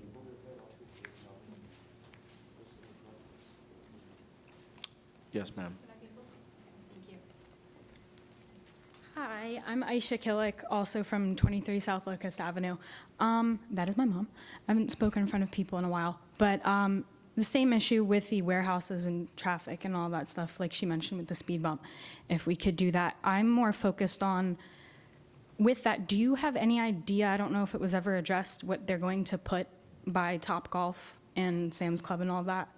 Because I hear things about an indoor skydiving thing and the recreational center, even though Woodbridge isn't that far away and nobody goes to that. Because the main concern is the traffic. I work up the road near Home Depot, and I'm just coming from there to where I live in South Locust. I have people cutting me off all the time, almost causing accidents, and then now we're going to have more non-local people coming to us because we have Topgolf and then indoor skydiving place and recreational center, even though, like I said, we have Woodbridge up the road. So I think the two things that have been approved and are either being constructed or will be constructed shortly is the indoor skydiving called iFly, I think it is. And I think there's an LA Fitness that's going in there. That is the location that we're currently looking at for our community center, adjacent to Paternity Park there. Like right up against it, do you know? Like up against the residents? I mean, we were trying to, obviously, we see the residential area, trying to stay away from any activity as best we can, and kind of incorporating the park itself into the activities. Okay. Repurpose that park because that park also, especially with the field there, used to be utilized for Midtown. I know I played there when I was a kid, and it's not utilized that much now. The basketball courts, I generally don't see anybody there. I don't know. No, there's always Are people. they used? Yeah, Okay. it's because I believe Kenny was talking about basketball courts. I don't remember if it was that specific one or a different park. Okay. But yeah, nobody's there because it's hidden between It's hidden trees, back, and yeah. it's awful getting in and out of it because of Vineyard with everybody driving crazy, and it's gravel roads, so it's just weird. Also on that, do you plan on adding to the park? So, and renewing it, because it looks run down and Yes. all that, yeah. Yes. And then just one last thing, I go to college, I'm gonna be a senior, for environmental sciences, that sort of thing, and my big thing is a climate issue, like she mentioned briefly. All we do here is build, build, build, and I just wanna know what we're gonna do about our environment. I'm 20 years old, I'm gonna be 21. I just realized that we have the Environmental Protection Agency across Route 1, and I didn't know that until they put in a Wawa. That's how I found out. Do you know if you have any deal with them, or they plan on doing anything with us to do something about climate issue, like maybe volunteering, maybe like gardening projects and stuff? Because I'm tired of hearing people say that climate change isn't real, as if it's like a religion, like you can believe in it. So So we do have an environmental commission. And I know at least one of our council persons have done some environmental type things with plastic bags and straws and whatnot. Well, So even I know- sustainable energy, like Absolutely. with, So I think it's something that, we're looking at and we need to look at further. Okay. It's something that's important. The EPA has been there for, God, since I was a kid, I think. yeah, I didn't even realize. Yeah, it was always well hidden back there. I never realized they were there either. But I think our Environmental Commission has some great ideas. We have a lot of other groups that have started to engage. So I think it's a matter of trying to get all the brain power together. And you sound like somebody who would be an ideal candidate to Oh, volunteer. thank you. to help I that. would love to. With that, because I went to Edison High School, graduated from there, and if there's also a way that you can reach out or can let me find out how to reach out to our school board too, but I wasn't taught climate change in the depth to what it should have been taught at growing up, and I would like, because I don't go to school there no more, but if up and coming high schoolers, middle schoolers, elementary school kids are taught that as well, instead of less small ecology talk, that we talk about the real issue, because it's what's going on, So Right. I'd appreciate that Okay. as well. Yeah, Council President, I would suggest, and you present yourself very well, and the points you made are very good. Thank I you. would suggest the Board of Education has a similar format in that there's an open public session, and I would do exactly what you did tonight, and that is go to that board meeting and lobby for that part of in the curriculum, lobby for those type of things, because you make some excellent points, but the education part of it is going to be on the Board of Education side, so Okay. that would be my suggestion. Do you know when those meetings are at all? They have a website, it's posted, I think one is tonight, actually, correct? Oh, geez. Yeah, so, but it's easy to see, they run their meetings as regularly as we do, and again, they have the open public session, you have to wait, you Yeah. get there, and you express what you expressed to us tonight, I think it'd be very beneficial. Okay, thank you very much. Thank you. Thank you, ma'am. Anybody else? Can we run the Board of Education and these meetings separately, like he has 10 times already? Because I did want to go to the Board of Education meeting today, too. So the council meetings are normally set at the end of the calendar year for the following year. It's not always, they have to happen at a certain time. There's disbursements associated that have to happen regularly because we need to pay bills. So we can always explore the options, but it's a little bit more challenging. You think I still got time to make it to the Board of Ed? You can go, yep. Anybody else? Sure. Mrs. Hennessy, come in.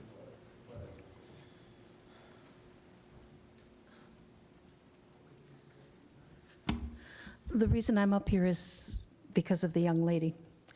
Just Mr. Mayor. Name and address one more time, Oh. please, ma'am. Mary Ann Hennessy, 20 Carmelo Drive. Thank you. Sorry about that. Are we considering putting solar on the township buildings? I believe we're currently having some, right? Yeah, the building here? This building, any We particular? have solar in some locations. We have here. But do we have it here on our building? This big building? I know we were putting some, I'm going to have to check specifically. Anybody know for sure? I don't think we do on our municipal I know when building. we were doing the roof, that issue came up because it was like infringing upon the roof, whether or not the guarantee on the roof. No, I knew that, but I was looking for something other than that. Yeah. And the high schools, the elementary schools? I don't remember seeing any solar on any of the schools. And do we have, I guess I have to go to the council on this one. All right. To Mr. Sandowski, if I might, Go ahead, ma'am. with the question. Do we have any right through our planning board or zoning board to require, like, the big bunch of warehousing that's coming in down on the old ExxonMobil to do solar? Is there any way that we're allowed? Just so put you that- know, Amazon did that on their building. I don't know if we can mandate that under the Uniform Construction Code, force them to do that. Amazon did that because It's providing, I don't know, I guess about 20% or 25% of their energy that they're using for the building. Yeah. Most big warehouses are looking to do that because it does help them in a lot of ways. It helps cut down their costs too. So I think newer facilities are going to look to do that. As a matter of fact, the governor came out to the Amazon building just for that specific reason. And I think most of the members of this council were there when he was there. I think the mayor was there also when the governor came. So it's a great idea. We were even looking to, when we get our dump closed, to maybe have an area there by our dump where we could have some solar to provide some extra energy for us.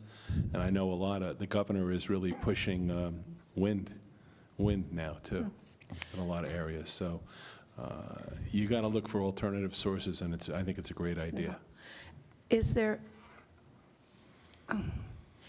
any way that the League of Municipalities could be approached to do something to change the law to put that solar energy or alternative energy in the land laws?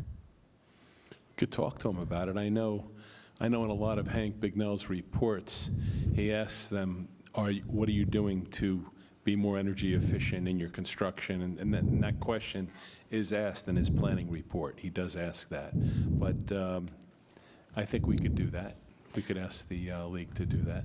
Please, because it's a thought. They supposedly have a lot more drawing power than townships on their own. As a matter of fact, and I don't know if you're aware of it, but the Menlo Park Mall, one of their parking decks, they're putting some covered parking.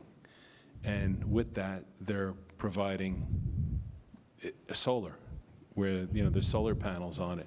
A couple of the warehouses now are doing that for their parking areas. They're putting covered parking and they're putting solar on there. So people are doing that, and it's providing electric for their lighting around the site and providing some additional electric power for whatever their facilities have. So people are looking more into doing that. Okay. And as a matter of fact, I don't know if you noticed, but we even have an electric car plug-in down in our I noticed that parking lot. the last time I was in the lot. I saw that. And any new public buildings, I don't know if you noticed, like Menlo Park Mall over by Seasons has car charging ports there. So Right, they any came into us large for that. areas where people are going to congregate now are going to have that required. And the new, hopefully someday, our community center, you're going to have that there because there's going to be more electric cars coming online. So I thought that was a good thing that we have that there. Okay, because I would also like to tell you that the Bush campus has that over their parking spots. They have the roofs for the solar, and they have the solar panes in the field by the Votech school. Matter of fact, GE is going to be putting that in for Simon, the Simon Mall. They'll be putting that in over, I guess, shortly they'll be doing that. Okay. All right. My time is up, so thank you. Thank you, ma'am. Anybody else? Motion. Second. Have a second? All in favor? All right. Council President, 2 points that I would like to add related to the police department and the hiring process. This was mentioned by one of the residents, I'm not sure who it was, but can we look into the value that we're getting? I know that, the mayor, you said that when we bring someone from outside, it's cheaper because they don't have to, they've gone through their certification, their school, and they're ready to go, essentially. But can we just do an analysis to see whether it's really worth it? Because a lot of times, if you were to get a new cop, at least this is the way I'm thinking, if you were to get a new cop who is either straight out of college or the academy, then they're younger and therefore they probably won't have as many children, or they won't have as much of a burden on our health care or health insurance plan.